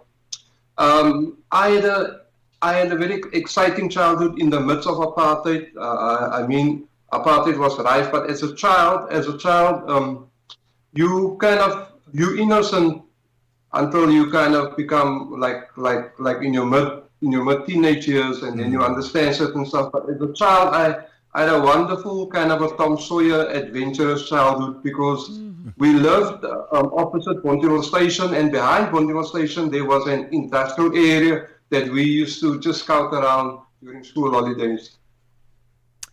I find it so beautiful that you've channeled your life experience into art, Shonez, and I love the thread, weaving the thread, thinking of Tom Sawyer, which is so exemplary of how you explore. Talk to us about how art can preserve heritage, from your perspective, especially when you look at, preserving it for future generations. Because as I understand it as well, there's a lot of what you do in terms of your art that draws from youth, from youngness, from childhood, and how you reimagine those compositions. So talk to us about the importance of preserving heritage and history for future generations through artistic expression. Yeah, so together with the Architect on Heritage, whose main aim is obviously also preservation of heritage and culture. I was fortunate enough, I will say, born a Cape Malay, because at that time there was a different birth certificate actually issued to the different races, and even to the different colored community. So if one speaks of preservation and of heritage and culture, art is also a platform or a vehicle that one can use to kind of actually tell a story. You can put it on the canvas can tell a story. My work is mostly representative as opposed to abstract art.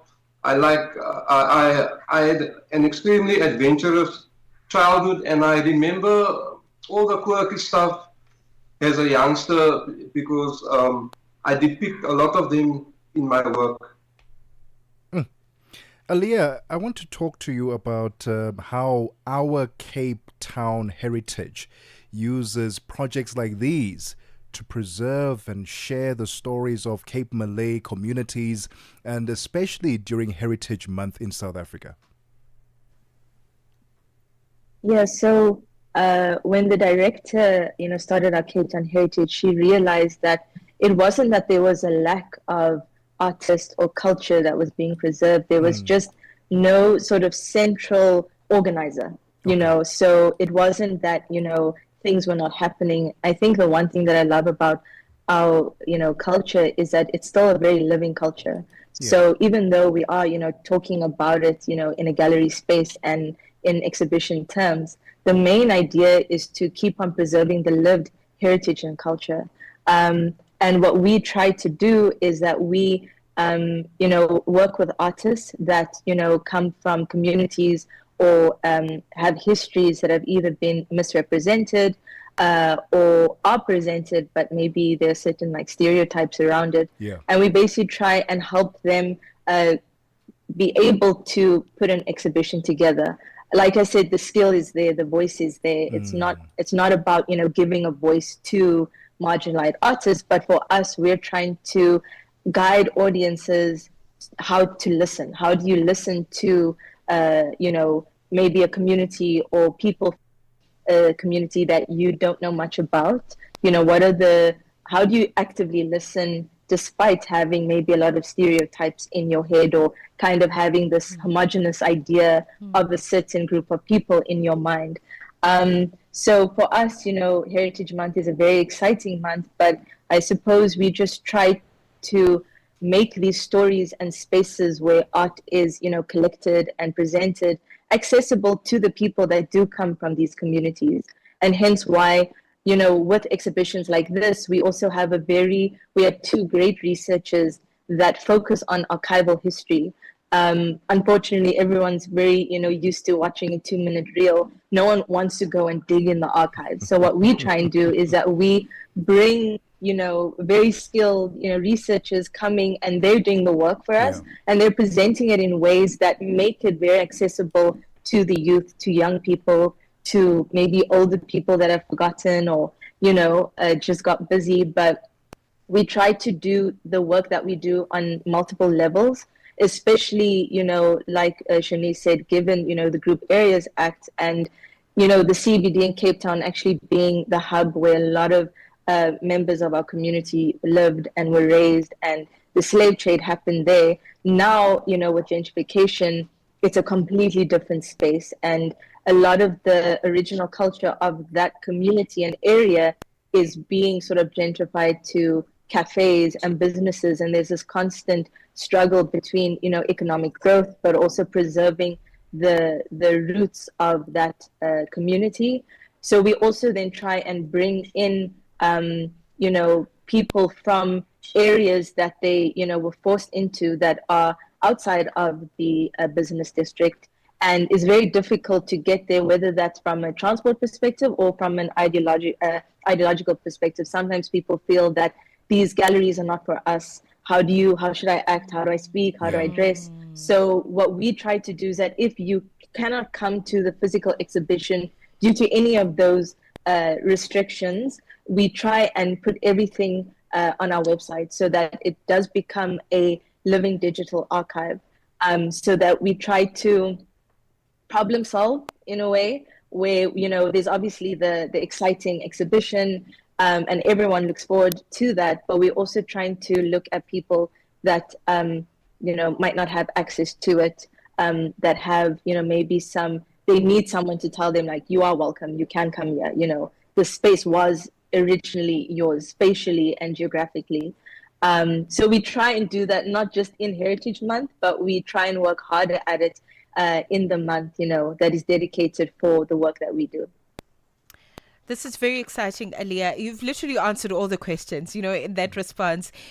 Also, just in terms of, I think the success of this is really rooted in how you are able to, and I think really just big love to you as the head curator and the entire team, how you've been able to balance the personal memory of the artist with the collective heritage and really taking people on this journey. So how can we actually then, you speak about a very big issue of access.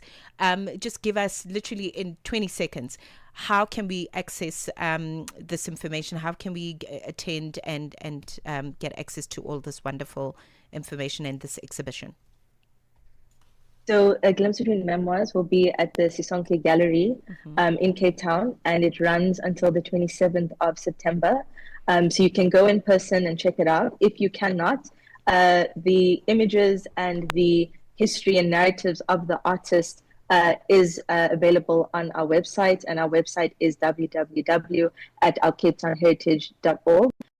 And everything is there. Everything that I've said is there. There's also a artist application on the website. If any artists are listening. Aliyah, I'm so sorry. I'm going to have to cut you. We're going to have to park it there for now. We'll go onto the website to find out more information. Thank you so much for your time, Aliyah Ahmed and Shonez Benting there. Listen, A Glimpse Between Memoirs. It's 4 p.m. Central African time. We've taken up all your time. It's now time to hand over to the Queen of in Business coming up next. But for now, let's get the latest in news. SABC News. The African Perspective. Thank you, Tebogo. Looking at your top stories, 80 Ethiopian inmates escaped from a highly security prison, and Nigeria has deported 50 Chinese nationals. Your latest news. Greetings to our listeners. Pro-opposition Ethiopian media says about 80 inmates have escaped from a high-security prison in the capital Addis Ababa by colluding with guards. The report says the guards also fired the jail. It said other wardens fired on those escaping, wounding some. There's been no comment from the government. Build One South Africa Party has set out clear conditions for it to consider joining the government of national unity. Busa leader Musi Maimane says they will not join the GNU with parties that are racist and want to divide the country. The Busa leader says while the ANC has not approached them for formal discussions, informal talks with various parties in the GNU are ongoing. Maimane addressed the media briefing in Rosebank, Johannesburg earlier. Non-racialism, upholding of the Constitution, their commitment to an economy that grows. People who are not corrupt, and we have ethical leaders. That can spread across multiple places. Because there are parties that are patently corrupt. Now you have those parties also in the GNU. I can't. I have a genuine challenge with parties who simply say, we only represent this race. That is a challenge. So I'm not going to say this one, that one. South Africa's Minister of Justice and Constitutional Development, Mamoloko Kubai, has issued a powerful call to action on gender equality amid rapid technological advancements. Speaking at the annual UNISA Southward Women Dialogue in Pretoria, Kubai has stressed the urgent need to address the deep-rooted gender bias embedded in technology and society. She warned that without transforming existing societal structures, women will continue to face systematic barriers. The rapid technological changes that have reshaped how the world works, that have been brought about by technologies such as artificial intelligence, have created avenues through which women can redesign the structure of power. There is an opportunity to place a robust gender mainstreaming perspective in technology and innovation by looking at how digitization has exacerbated power asymmetries between the owners and the users of digital devices, and taking measures to distribute the benefits of digitization more equally. The reality that we see is that the world has a gender equality problem, and without intervention, artificial intelligence mirrors the gender bias currently